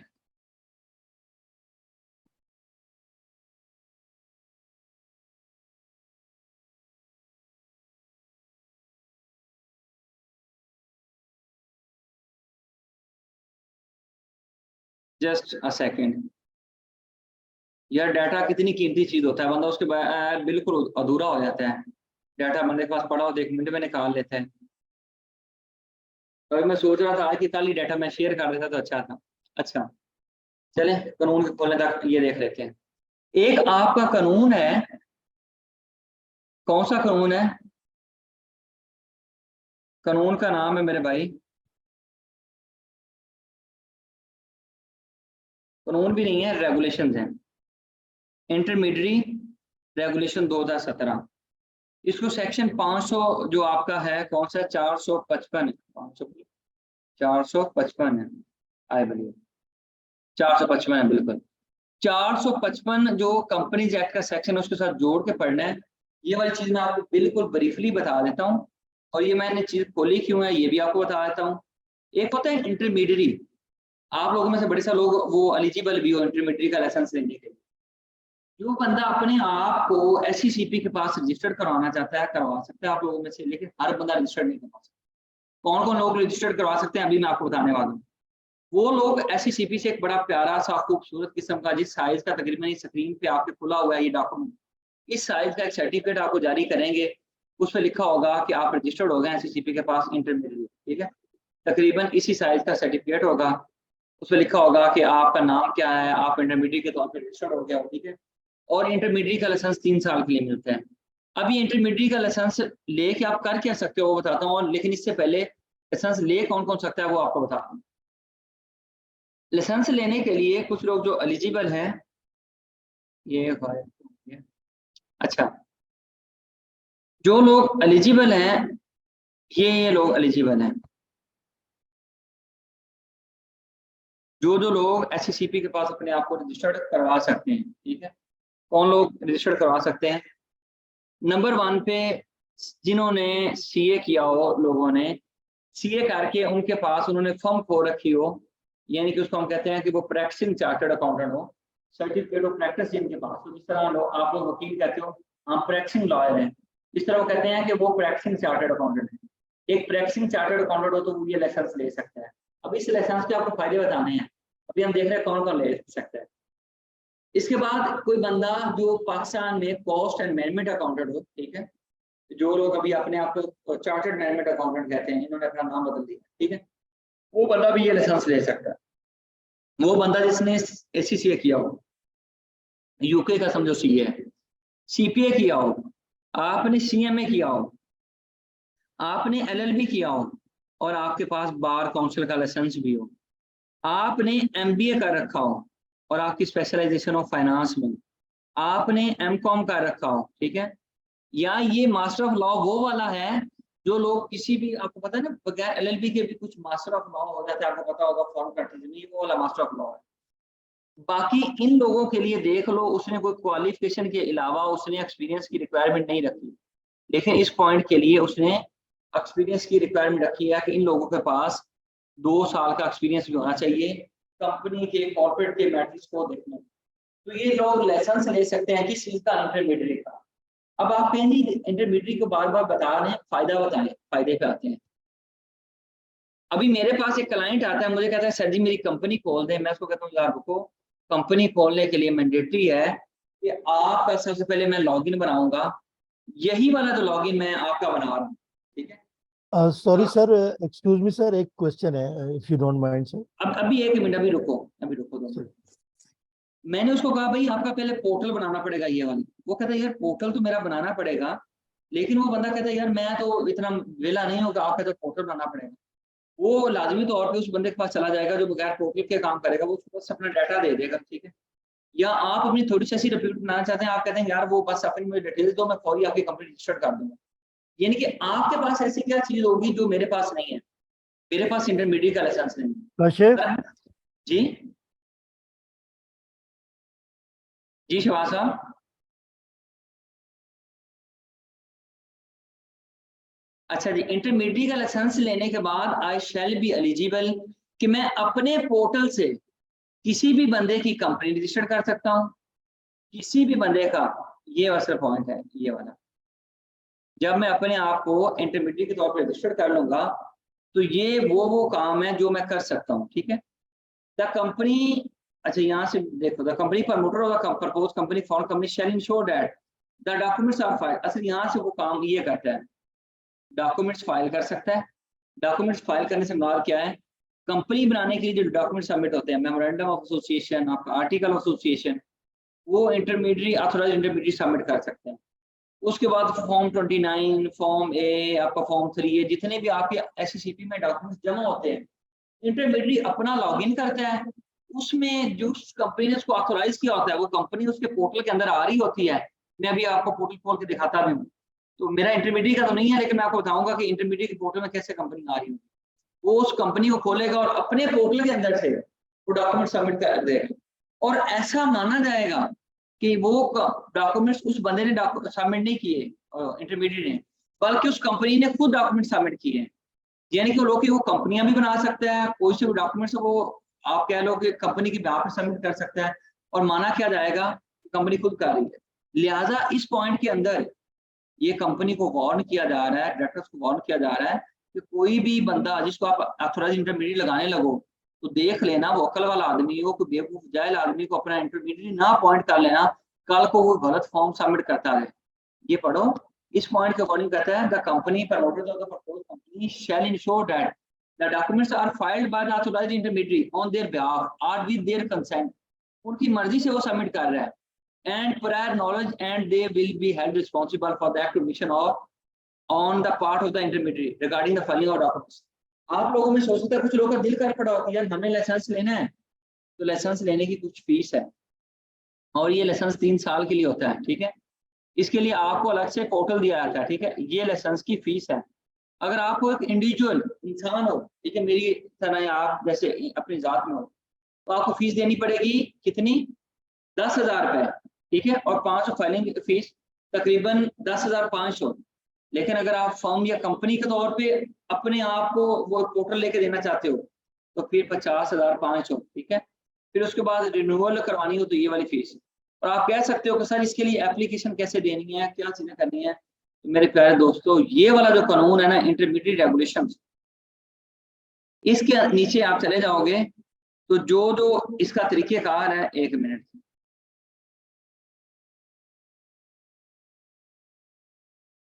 ये एनेक्सेस में इसकी एप्लीकेशन उसने खुद बना के दी हुई है। जो चीज स्टैम्प पेपर पे आनी है वो स्टैम्प पेपर का उसने बताया हुआ है, जो सिंपल चीज पे आनी है वो सिंपल पे आनी है। ये फीसें वीसें सब कुछ इस चीज के अंदर डिफाइन की गई है। इंटरमीडिएट का आपको फायदा पता चल गया। और अभी मैं ये पोर्टल रजिस्टर करने लगा, मैं कहता हूँ यार मैं इतना कोई बड़ा वो नहीं हूँ बंदा, मैं ऐसे क्यों करूँ। मेरे पास सारे क्लाइंट आते हैं रेफरेंस वाले, मैं अगले बंदे का पोर्टल बनाऊंगा और उसके पोर्टल से उसकी वो कंपनी बना दूंगा। बिल्कुल आप ऐसा कर सकते हो। अब उसी सिलसिले में ये पोर्टल में बनाने लगा हूँ, ये रजिस्टर करने लगा हूँ, ये एक लॉगिन बनने लगा है, साइन अप होने लगा है, जिसके अंदर से कंपनी बन सकेगी। लेकिन किसकी कंपनी बनेगी? जिस बंदे का ये CNSE यहाँ पे मैं दूंगा, वो बंदा अपनी कंपनी सिंगल मेंबर कंपनी भी बना सकता है। वो बंदा अगर किसी और कंपनी के अंदर डायरेक्टर के तौर पे आना चाहता है, फिर भी उसको ये पोर्टल बनाना पड़ेगा। यानी कि अगर कोई बंदा आपको बोले यार हमें नई कंपनी बनानी है, उसमें आपको डायरेक्टर लगाना है, याद रखिएगा वो लाजमी तौर पे आपका CNSE मांगेगा, उसके फ्रंट साइड बैक साइड मांगेगा, क्योंकि उसको एक्सपायरी डेट भी चाहिए। तो आपसे आपका मोबाइल नंबर भी मांगेगा, और वो लाजमी पूछेगा कि आपका मोबाइल नंबर आपके नाम पे रजिस्टर्ड है, आपसे ईमेल भी लेगा। यानी कि इस फॉर्म के ऊपर जो चीजें वो आपसे मांगेगा, ठीक है। तो अभी हम ये रजिस्टर करते हैं। इससे पहले कि एक भाई को क्वेश्चन पूछने लगे थे, मैंने उनको रोका था, तो उनका अभी क्वेश्चन पूछते हैं। जी भाई, किसी ने क्वेश्चन पूछने की कोशिश की? अस्सलाम वालेकुम सर। सर मेरा क्वेश्चन ये है जी कि एलएलबी के लिए उसने कोई तजर्बा नहीं मांगा, लेकिन एलएलएम के लिए 2 साल का तजर्बा मांगा सर। ठीक है। ऐसा क्यों है सर? ऐसा क्यों है सर? मेरे प्यारे दोस्त, एक चीज बता दूं, ये एलएलबी के बाद जो किया था एलएलएम वो नहीं है। पहले तो चीज आपको क्लियर था। अच्छा अच्छा सर, आप ठीक कहेंगे है। क्या मतलब वो नहीं है? अच्छा आपको शायद पता होगा, नहीं पता होगा, हमारी अपनी बार के अंदर 1 से 2 वकीलों को मैं जानता हूं जिनके पास एलएलबी नहीं है। उनमें से एक बंदे के पास मेरे ख्याल है कि एमए पॉलिटिकल साइंस बनी क्या कोई ऐसा कुछ सब्जेक्ट था, और उस बंदे ने बैर से किसी कंट्री से जाके एलएलएम कर ली। और वल्लाह मुझे नहीं पता कि वो बकायदा उसका पंजाब बार काउंसिल में उसकी बकायदा एनरोलमेंट है और उसके पास वैलिड लाइसेंस टू प्रैक्टिस है, ठीक है, और वो एलएलएम है बगैर एलएलबी के, ठीक है। और इस तरह मैं एक और अपने दोस्त को जानता हूँ कि उसका मेरे ख्याल कि इसी से बनी क्या था, और 5-7 साल की उसकी टैक्स की प्रैक्टिस थी, और उसने भी किसी इंटरनेशनल किसी यूनिवर्सिटी से बकायदा एलएलएम किया टैक्सेशन में बगैर एलएलबी के, वो एलएलएम, ठीक है। तो ये ऐसे जो लोग हैं, ये उनका 2 साल एक्सपीरियंस मैंडेटरी है, जो समझो कि बगैर वो एलएलएम करके आया थे, ठीक है। क्लियर है? Clear sir, thank you sir, thank you sir.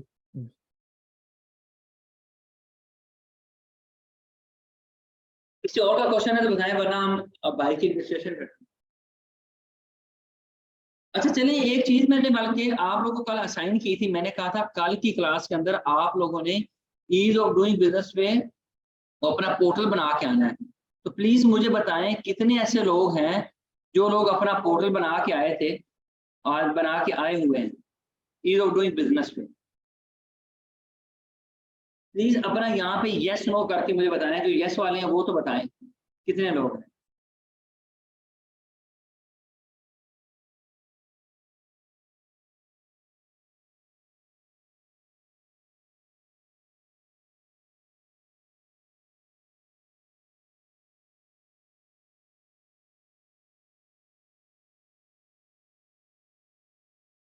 ये मैं आपको इसलिए कह रहा हूँ कि बात मेरी मान लें, पोर्टल लाजमी तौर पे वो बनाएं, ठीक है।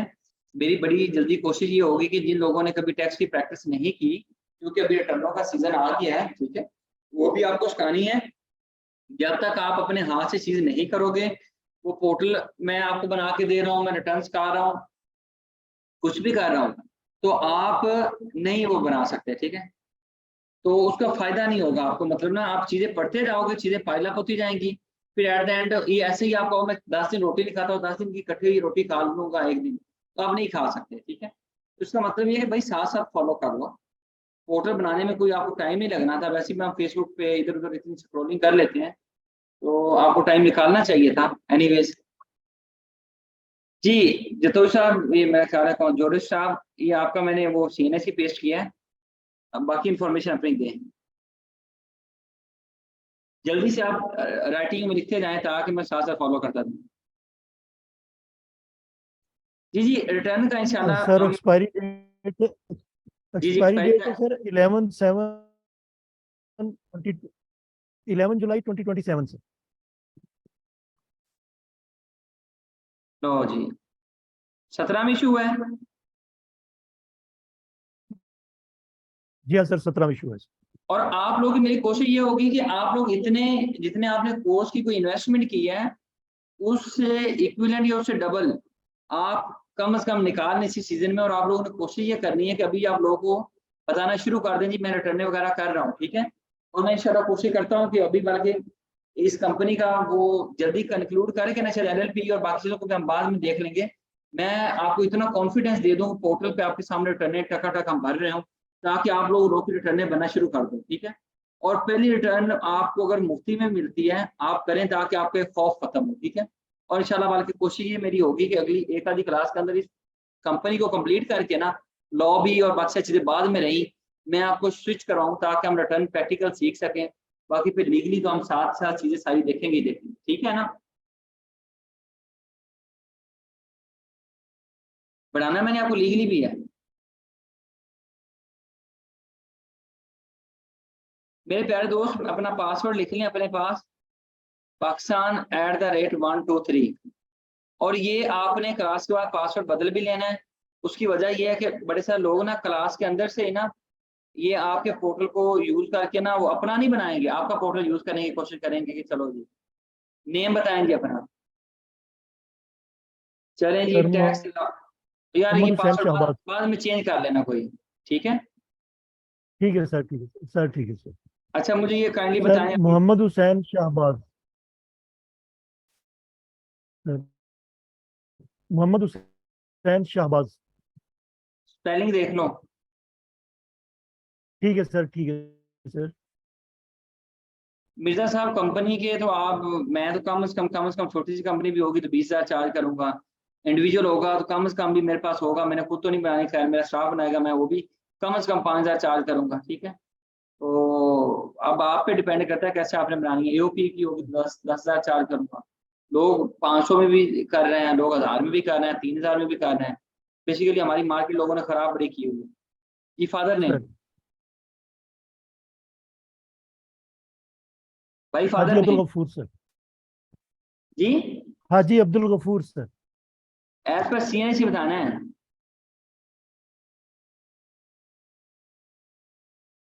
सर डेट ऑफ बर्थ अपनी, date of birth sir 17 April sir year year बताओ भाई, ईयर 1962 सर। 1962 सर। 1962। सर कौन सी अप्रैल? 17 अप्रैल सर। अप्रैल सर, अप्रैल 17। तो ये वही लिखा है जानी, 17 अप्रैल लिखा है ना।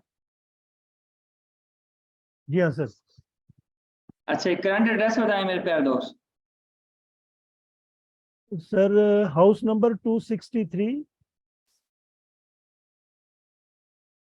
263-D sir.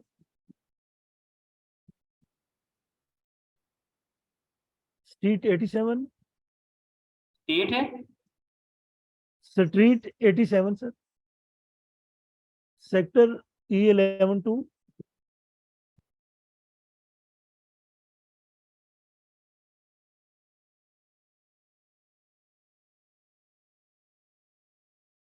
Islamabad sir. Mobile number. Sir network. 315 Zong sir, Zong sir.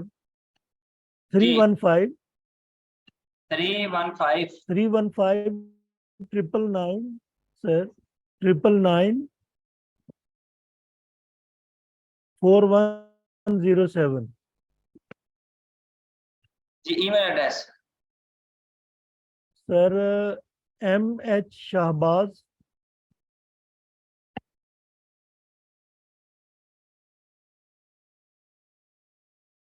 जी सर @yahoo.com।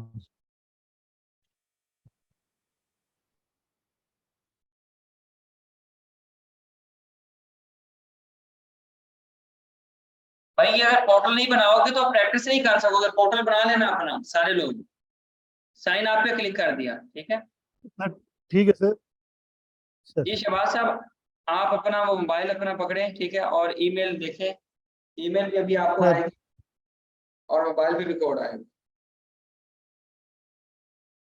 सर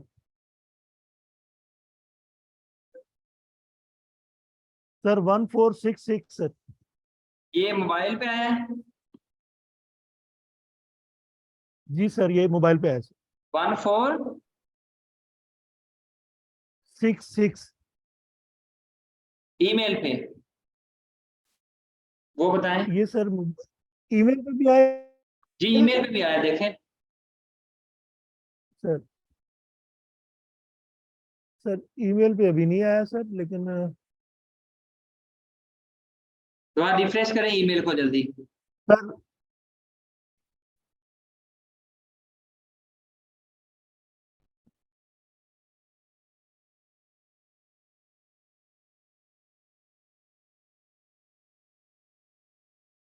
रिफ्रेश करें उसको, वैसे स्पैम और जंक में भी चेक कर लें आते हैं। अभी आजकल ये पिछले हफ्ते से ना कोई थोड़ा सा टाइम ले रहा है ये मैं email सर का। वो भी चेक कर रहा हूँ, लेकिन अभी चलो जी, सर आप देख लें। द मीनवाइल मैं आपको बता दूं कि इसके बाद जो भी आपने यहाँ पे कोड लिखना है, ठीक है, ठीक सर। आपने यहाँ पे I have read the terms और कंडीशन ये कर देना है, ठीक है। और यहाँ पे फिर वेरीफाई सिक्योरिटी कोड करेंगे तो आप लॉग इन हो जाएंगे इस पोर्टल के सर अंदर। देख लें एक दफा है। बिल्कुल। नहीं सर, अभी तक नहीं आया सर, मैं देख रहा हूँ चलो सर। आपने बस ये दोबारा से फुल प्रैक्टिस करनी है। चलो हो सकता है ये आपके लिए बच गया होता है कि आपने दोबारा खुद प्रैक्टिस करनी हो। यहाँ पे आप I have read the terms and condition ये करेंगे ना, उसके बाद ये सर वेरीफाई, ठीक है सर। सर यहाँ पे करेंगे वेरीफाई सिक्योरिटी कोड्स, तो आपका फौरी लॉग इन हो जाएगा। लॉग इन होने के बाद आपका जो स्क्रीन नहीं आएगी ना, वो तकरीबन इस तरह की होगी। मैं आपको वो दिखाता हूँ।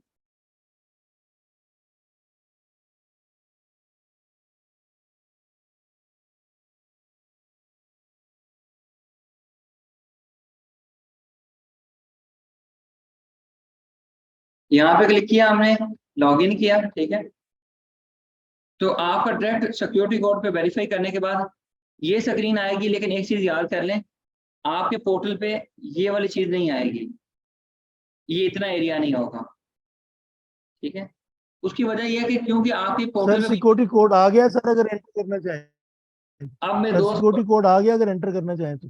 बड़ी देर कर दी मेहरबान आते आते, अब नहीं हो सकता, ठीक है ना, क्योंकि कोई बात हमने नहीं सर, ठीक है सर। पेज पुट कर दिया ना, ठीक है। सर अच्छा जी, ये वाली चीज आपके ठीक हो पोर्टल में क्यों नहीं होगी, गया सर।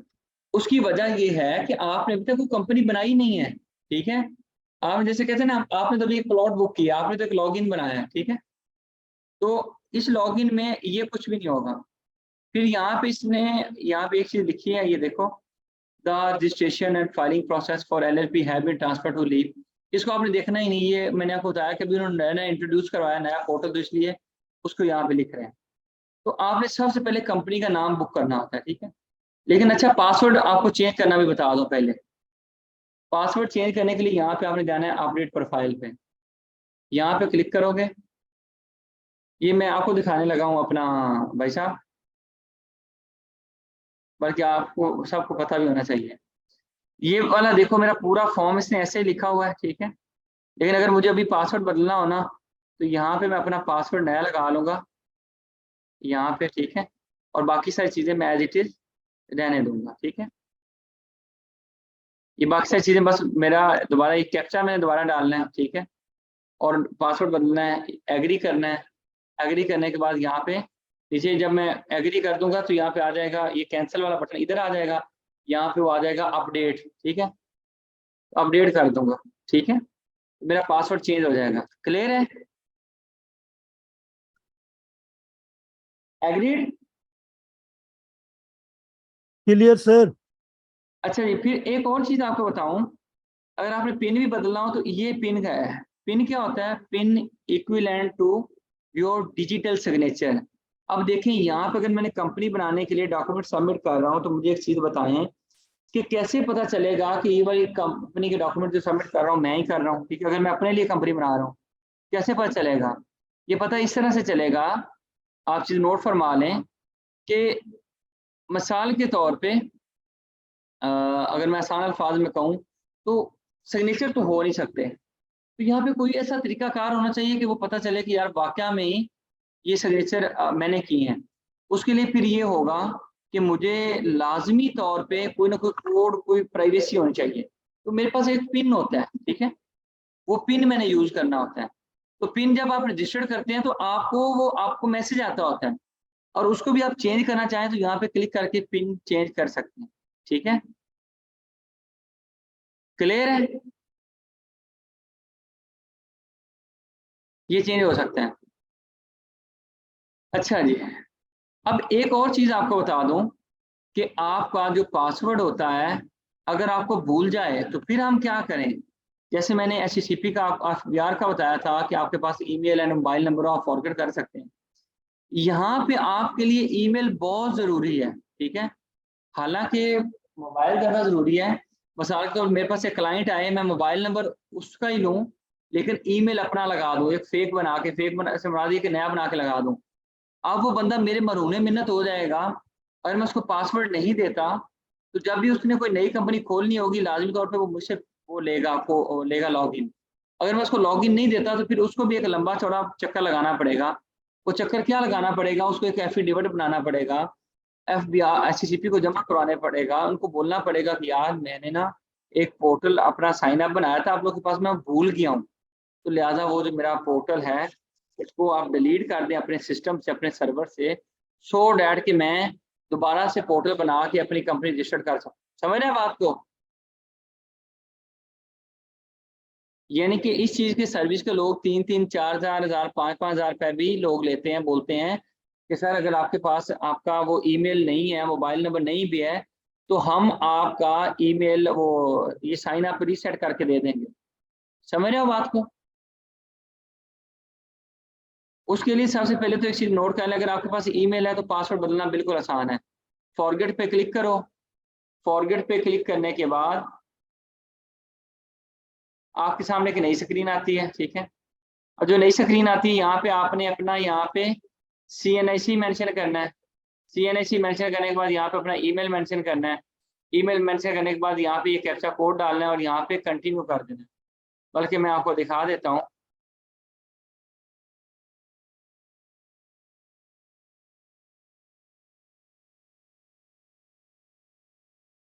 और कंटिन्यू कर देना। जो ही आप कंटिन्यू करोगे तो आपके इस ईमेल पे आपको पासवर्ड मिल जाएगा। अब मैं सपोज कर लेता हूँ कि ये वाला ईमेल मुझे पता ही नहीं है, ये वाला ईमेल इस तक मेरी एक्सेस ही नहीं है। अब मैं क्या करूं? अब फिर मेरे पास तरीका ये है, ये देख लो। वो कहता है the password have been send to your registered email address, ठीक है।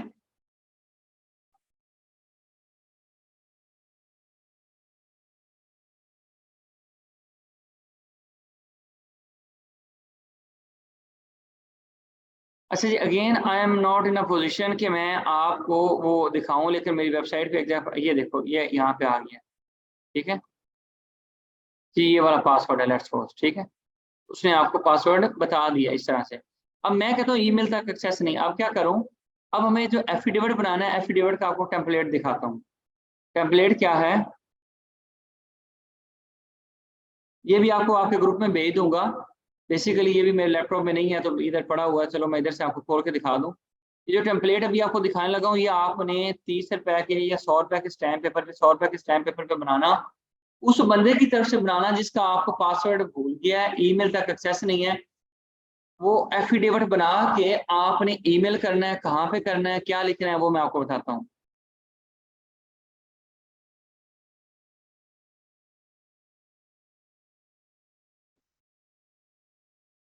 ईमेल आपने करना है, ईमेल की बॉडी सुन लें। ईमेल में आपने सिंपल ईमेल एड्रेस अभी मैं आपको बताता हूँ। आपने SCCP का एक स्पेशल ईमेल है, एक खास जो बंदा इसको डील करता है उसका ईमेल आपको रखवाने लगा हूँ। आपने उसको ईमेल करना है और उस ईमेल की जो बॉडी है, जो उसमें हम सब्जेक्ट है, उसमें आपने जो मेन सब्जेक्ट लिखना है, आपने लिखना है कि application for deletion of credentials, ठीक है, for deletion of sign up / credentials from e service portal. इसी आपने लिखना है कि dear sir I was registered for the sake of मतलब company incorporation but unfortunately I lost my credential were this. तो वो जो क्रेडेंशियल है वो क्रेडेंशियल आपने दे देने हैं, ठीक है। वो क्रेडेंशियल सॉरी नहीं देने, आपने कहना क्रेडेंशियल मेरे जो थे वो भूल गए हैं, लेकिन ये मेरा CNIC है, ठीक है। अब वो जो साथ आपने कहना जी मेरा जो इस सिलसिले में एफिडेविट है वो अटैच है, और उस एफिडेविट पे आपने सिंपल यही दोबारा ये जो कहानी मैंने आपको कही है यही लिख के देनी है। फिर आपने साथ लिख के देनी है कि मेरा कहीं पे हमारी कंपनी का केस पेंडिंग नहीं है, SCCP सिलसिले में रिस्पॉन्सिबल नहीं है, और कल को कोई मसला मसाइल हुआ तो हम खुद जिम्मेदार होंगे, ठीक है। और MIS.CCD नहीं पड़ेगा। अच्छा जी, वो भी मैं आपको बल्कि एप्लीकेशन भेज दूंगा, लेकिन उसका ईमेल लिख लें आप MIS.CCD@gov.pk, ठीक है, @SCCP.gov.pk। यहाँ पे हम लोग ईमेल करते होते हैं। जब ईमेल करते होते हैं, ठीक है, तो ये लोग आपके क्रेडेंशियल को डिलीट कर देते हैं, ठीक है। नेट को बनी क्या मौत पड़ी हुई है।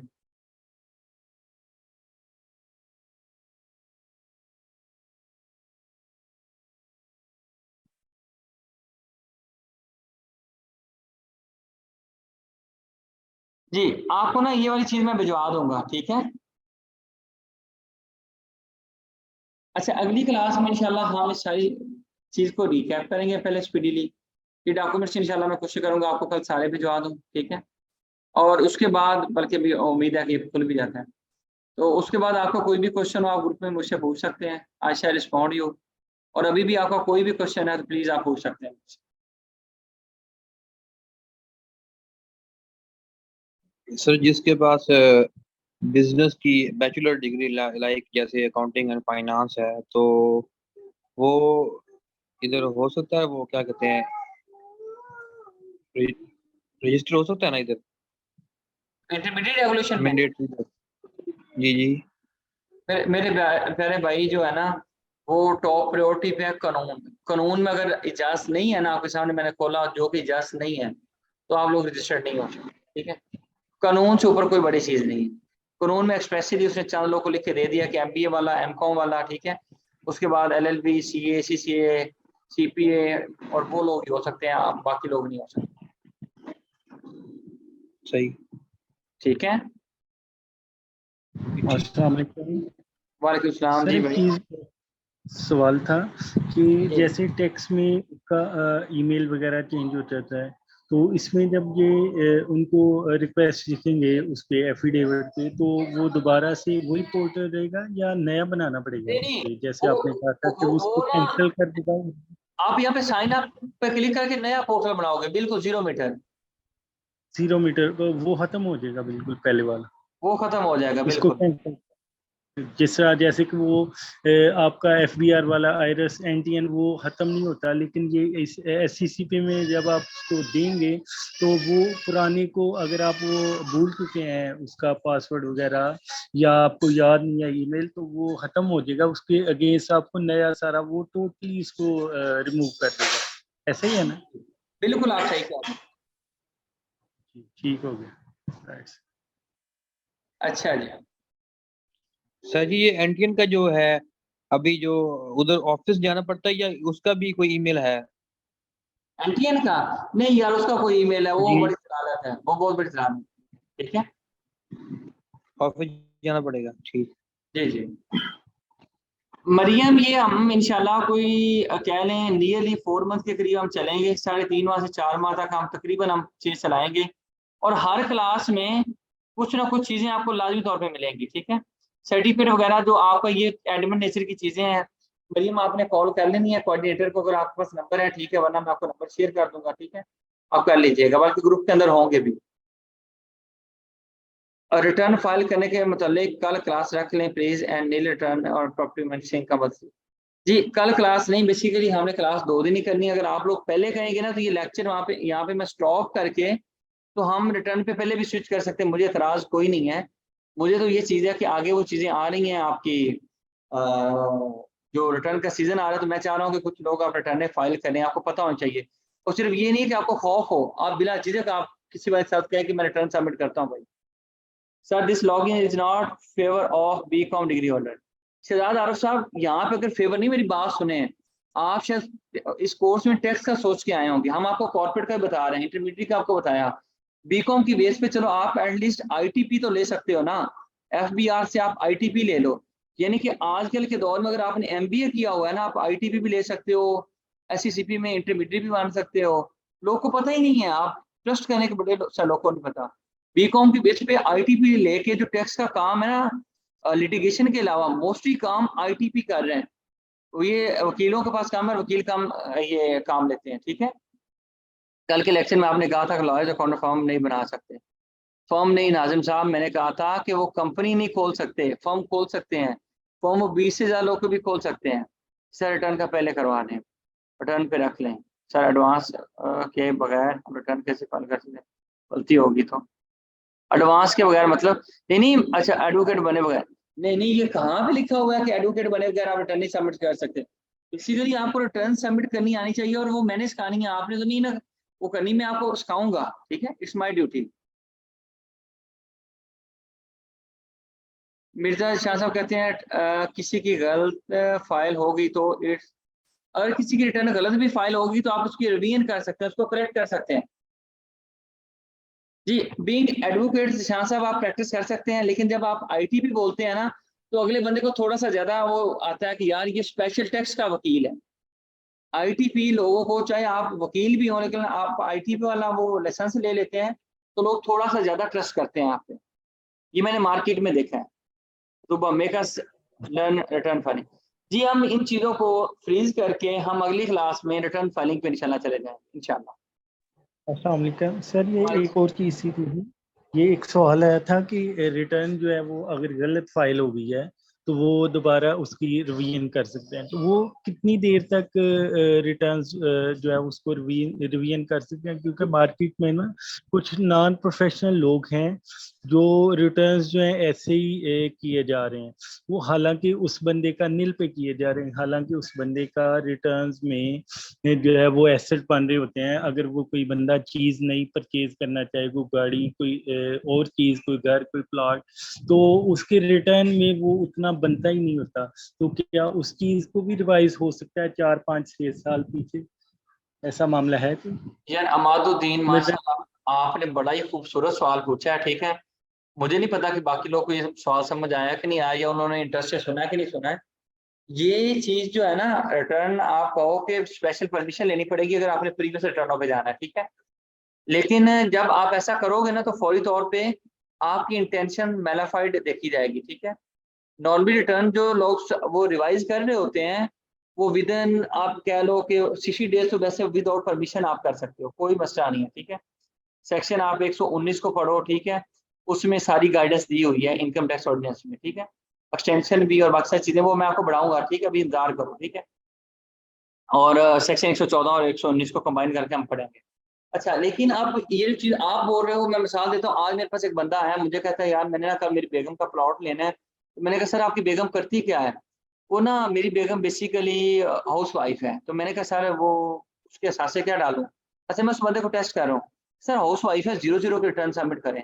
मैंने कहा सर, तब मैंने उसको कहा, मैंने कहा जी आपकी वाइफ के वो रिटर्न के अंदर कोई असासा है नहीं तो प्लॉट कैसे खरीदेगी? कहता है ये तो मैंने सोचा ही नहीं है। तो ये चीजें मैं आपको कॉम्प्लिकेशंस बताऊंगा। आपका और बाकी लोगों का फर्क ये होगा कि आपको ना सिर्फ रिटर्न सबमिट करना आती होगी, बल्कि बैकग्राउंड पे किस लॉ में ये वाली बात लिखी हुई है, किस सेक्शन में लिखी हुई है, वो बताना मेरा फर्ज है। और उसमें कोई टिप्स भी देना वो भी मेरा फर्ज है कि यार इस तरह से। और जो लोग कह रहे हैं ना कि आईटीपी कैसे लेना है, ठीक है। आईटीपी लेने के लिए मैं आपको बाकायदा जो है मैंने ओरिएंटेशन में बताया था, मैं आपको बता दूं कि आईटीपी लेने के लिए सबसे पहले तो याद रख लें कि या तो आपके पास वकालत की डिग्री हो, या आपके पास एमकॉम हो, एमबीए हो, बीबीए हो, बीकॉम हो, ठीक है, बीएस मैनेजमेंट साइंसेज हो। ये जो भी आपने डिग्री की हो, या सीए इंटर हो, या फिर एसीसीए आप फाइनलिस्ट हो, फंडामेंटल सीरीज पास की हो, प्रोफेशनल सीरीज में हो, ये लोग लाजमी तौर पे इनमें से 3 लोगों को मैं निकाल देता हूँ। किन किन को? वकीलों को, सीए और एसीसी वालों को। बाकी सब लोगों के लिए मैंडेटरी है कि उन्होंने अकाउंटिंग एंड टैक्स पढ़ा हो। और पढ़ा होगा तो वो लोग ये लाइसेंस ले सकते हैं, वरना नहीं ले सकते। लाइसेंस लेने के लिए ये क्वालिफिकेशन प्लस एक एप्लीकेशन है, वो आपने लिखनी होगी कमिश्नर साहब को, ठीक है। फिर प्लस आपने 500 रुपए की फीस होगी, और 1 साल का किसी टैक्स फॉर्म का एक्सपीरियंस लेटर होगा, ठीक है। मोस्टली उसमें वो उसकी डिफरेंट किस्म के रिक्विजिट आप कहें कि एक्सपीरियंस लेटर और सारी चीजें आप अपने कोऑर्डिनेटर को कहिएगा, वो सारी चीजें आपको ये बना के दे देंगे।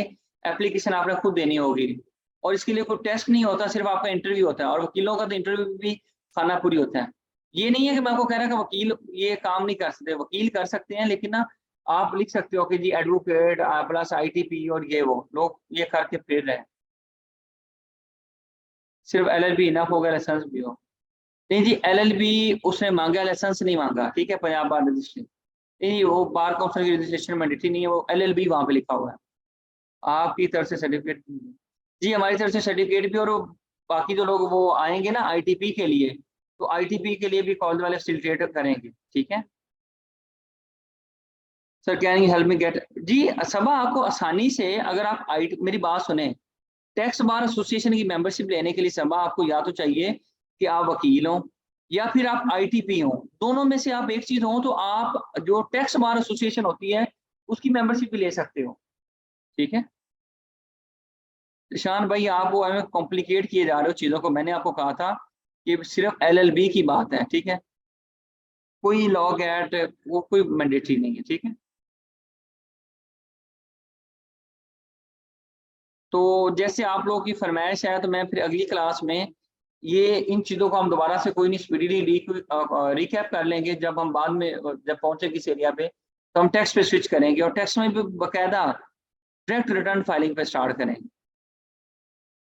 लेकिन लॉ में बाद में आपको बताऊंगा, इस सेक्शन में लिखा हुआ है इस बंदे ने रिटर्न फाइल करनी होती है, इस सेक्शन में लिखा होता है कि एक्सटेंशन कैसे होगी। लेकिन ये नहीं है कि बिल्कुल ही मैं वो लॉ को इग्नोर कर दूंगा, नहीं, लॉ साथ साथ चल रहा होगा। मैं कहूँगा अच्छा रिटर्न की बात है, ये एक्सटेंशन की बात यहाँ पे लिखी हुई है, किस किस ने फाइल करनी हुई है यहाँ पे लिखी हुई है, ठीक है। सर बड़ी अच्छी बात है, थ्योरी और प्रैक्टिस साथ साथ चलें तो सबसे बेस्ट है। जी जी इंशाल्लाह। मैं सबसे पहले बल्कि अगला जो सेक्शन आपको बढ़ाऊंगा ना वो 114 के किस किस बंदे ने रिटर्न फाइल करना कानूनी तौर पे लाजमी होता है। फिर कौन लोग कानूनी तौर पे लाजमी नहीं भी है लेकिन रिटर्न फाइल करना चाहे तो फाइल कर सकते हैं, इसी दिन इंशाल्लाह मैं सारी आपको बताऊंगा, ठीक है। वो जारी बात है, कोई बेनिफिट लेने वाले होंगे, बेनिफिट के बगैर तो हम पाकिस्तानी कौम कुछ करती नहीं है, ठीक है। हम और लीगल ऑब्लिगेशन को भी बाद में रखते हैं, बेनिफिट को पहले रखते हैं, ठीक है। तो ये सारी चीजें, फिर एक्सटेंशन की बात आएगी वो जाके दिखाऊंगा, रिवीजन की बात आएगी वो जाके लॉ में दिखाऊंगा। तो फिर मिसाल के तौर पे आपकी एक्सटेंशन के अलावा डीड रजिस्ट्रेशन की बात है, जितनी भी हर चीज सपोर्टेड बाय लॉ होगी, ठीक है। लीगल के बगैर मैंने नहीं चलना। सर ये रिटर्न फाइल करने का फायदा क्या होता है? फायदा क्या होता है? बैंक में कितने को पैसे रखे हुए हैं आपने?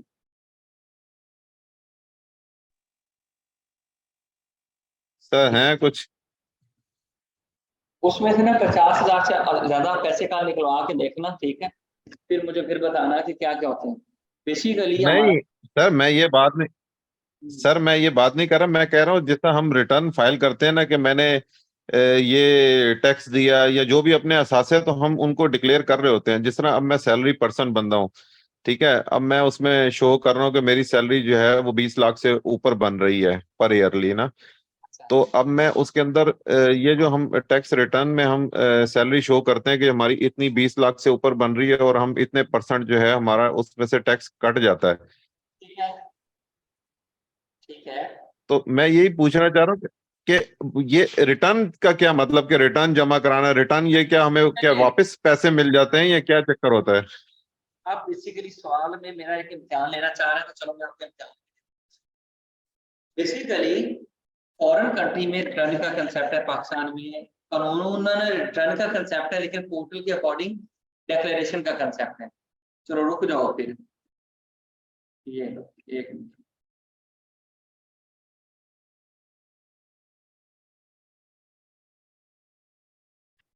बेसिकली एक वर्ड है रिटर्न, ठीक है। इसको असेसमेंट भी बोलते हैं इसी चीज को। ये दोनों वर्ड्स हैं, ये दोनों जो वर्ड्स हैं ये हैं लॉ के, लॉ बोलता है, ठीक है।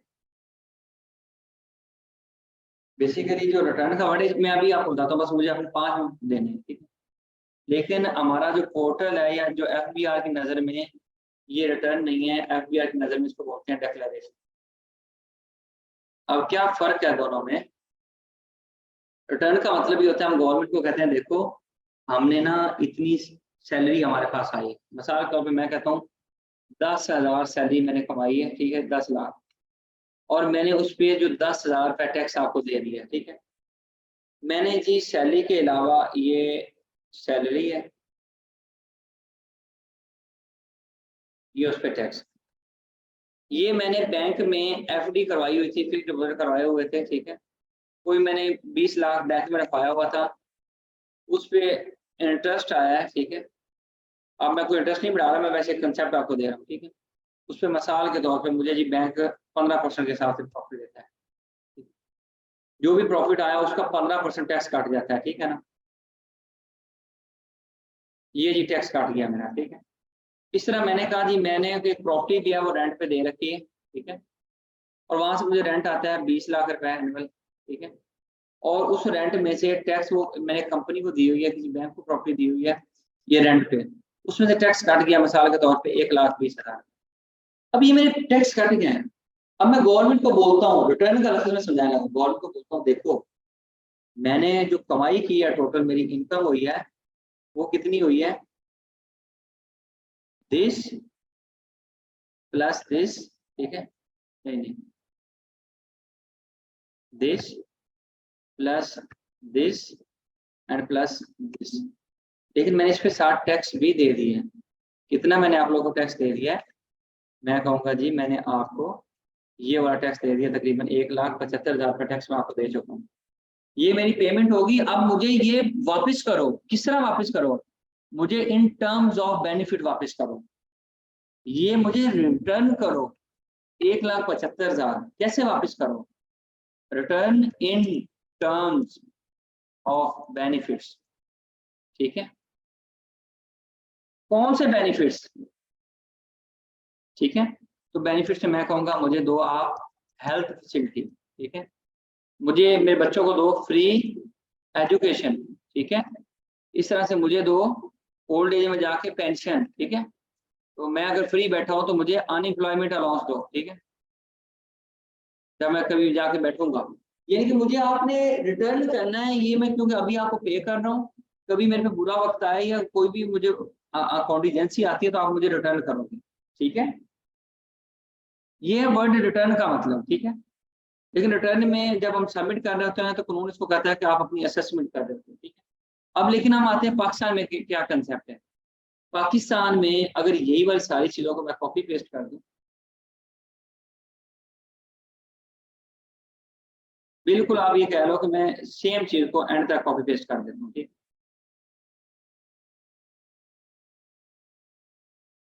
अच्छा जी, ये मैंने कॉपी पेस्ट कर दी चीजें। यहाँ पाकिस्तान में कंसेप्ट होता है इसका डिक्लेरेशन। अब व्हाट इज डिक्लेरेशन? डिक्लेरेशन का जो वर्ड निकला है ये निकला है टू डिक्लेयर से, यानी कि गवर्नमेंट को बताओ। क्या क्या चीजें बताओ? गवर्नमेंट को आप अपनी इनकम बताओ, ठीक है। गवर्नमेंट को आप बताओ कि टैक्स ऑन योर इनकम, जो आपकी इनकम है उस पर आपका टैक्स क्या बनता है या क्या आपने टैक्स देना, ठीक है, वो बताओ, ठीक है जी, वो बता देंगे। प्लस आप इनकम बता दी, आपने उस पर टैक्स बता दिया, आप हमें बताओ एसेट्स। बता आप उधर भी रहे होते हो, ठीक है, लेकिन यहाँ पे आप वो बताना नहीं, असल जो ये डिक्लेरेशन का वर्ड है इसका मतलब बता रहा हूँ। एसेट बताओ, आप अपनी लायबिलिटीज बताओ, आप अपनी रिकंसिलिएशन दो कि आपको कितने पैसे आए, आपने खाए कितने, लगाए कितने, ठीक है। अच्छा, अब ये डिक्लेरेशन होने से होगा क्या? गवर्नमेंट के पास रिकॉर्ड आ जाएगा कि आपके पास कितने पैसे हैं, एक डॉक्यूमेंटेड इकोनॉमी बन जाएगी। और वो जो असासे आप गवर्नमेंट को डिक्लेयर कर दोगे, return means to give something such as an official account to a superior. Shahbaz साहब कहते हैं जी रिटर्न का मतलब ये होता है जी give something such as an official account to a superior. Sir मैं इतना तो आपसे एग्री नहीं करूंगा, ठीक है, इतना क्या मैं एग्री नहीं करूंगा, ये डेफिनेशन तो आप दे रहे हैं, लेकिन मैं तो यही वाली चीज बता रहा हूँ। लायबिलिटी क्या होती है? लायबिलिटी होती है जो लोगों के आपने पैसे पे करने होते हैं, आप कहते हो ये मेरी जिम्मेदारियां ये, ठीक है। अच्छा, ये चीज डिक्लेयर करनी होती है। Anything which you have declared in your income tax return is your white money, या white money कह लो या white assets कह लो, कुछ भी कह लो।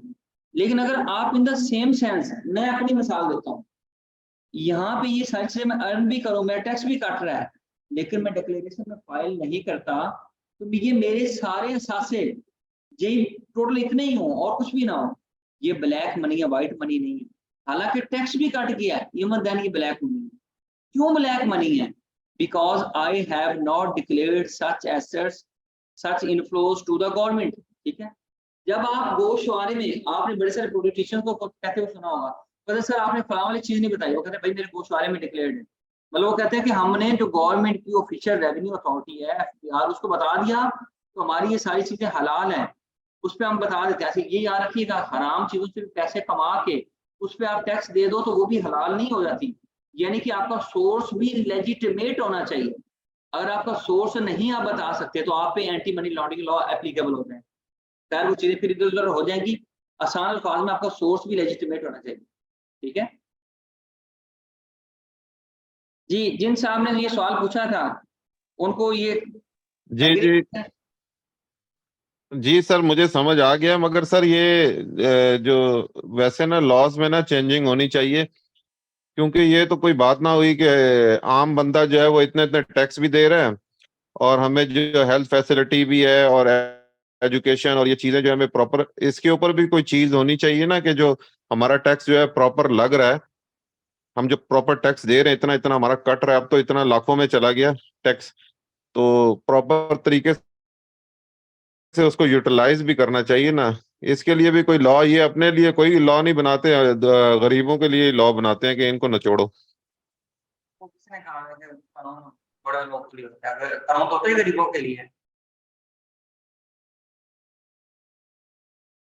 अच्छा खैर, अच्छा एक चीज बताएं, आप वकील हैं?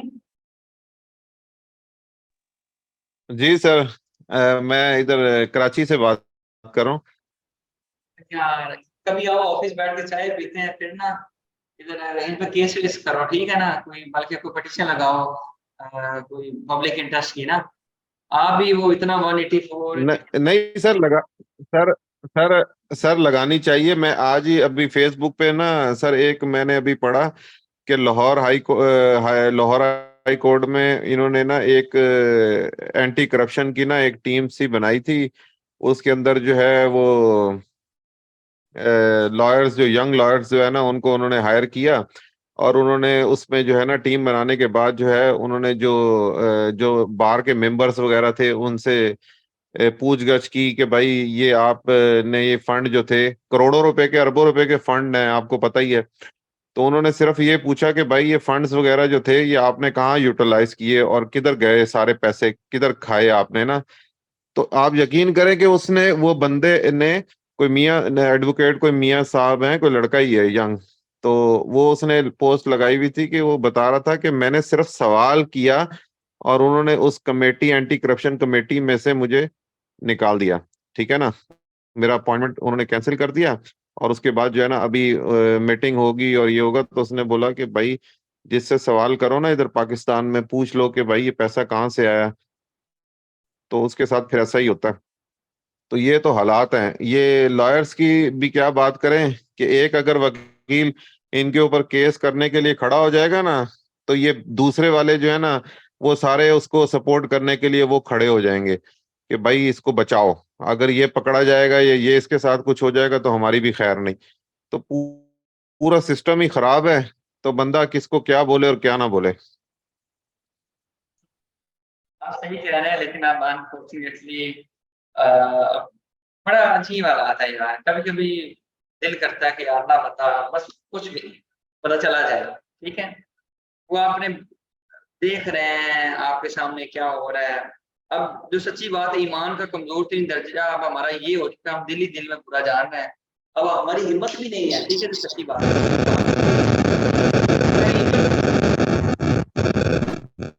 का डिस्कशन हो जाएगी फजान भाई, आपने वो क्या चीजें चला दी हैं, ड्यूटी का डिस्कशन हो जाएंगी, फिर दफा करो। लेकिन खैर, हमारी क्लास यहाँ तक थी, ठीक है। वो अपना फजान ने कहीं माइक खोल दिया था।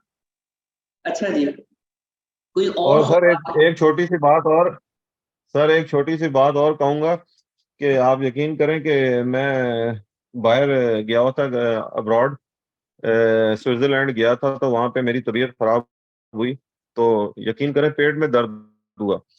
तो वो लोग जो है इतने ऐसे थे कि वहां मैं हॉस्पिटल में गया, हालांकि मुझे उनकी लैंग्वेज नहीं आती थी, मगर वहां पे जाके उन्होंने मुझे हॉस्पिटल में एडमिट किया, और प्रॉपर तरीके से पूरा ट्रीटमेंट, उन्होंने नहीं पूछा कि मैं कहाँ से हूँ, क्या हूँ, मेरा कोई पासपोर्ट वगैरह कुछ नहीं पूछा, पूरा ट्रीटमेंट करने के बाद, और इतना अच्छा ट्रीटमेंट किया।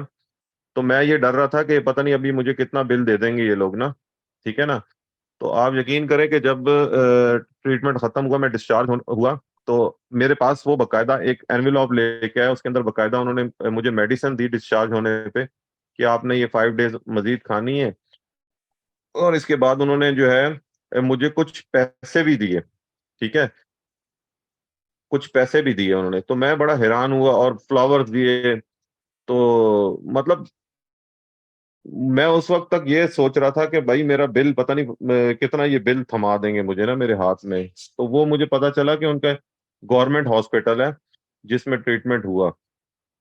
तो मैं ना बड़ा मुझे अफसोस हुआ। वो है मैंने बोला रिटर्न, कौमें बन गई और हम लोग जो है ना बिगड़ गए। मोहतरम सर वो है रिटर्न है जो उधर हुआ, ठीक है। बिल्कुल बिल्कुल सर। अब ठीक से समझ आ गया सर।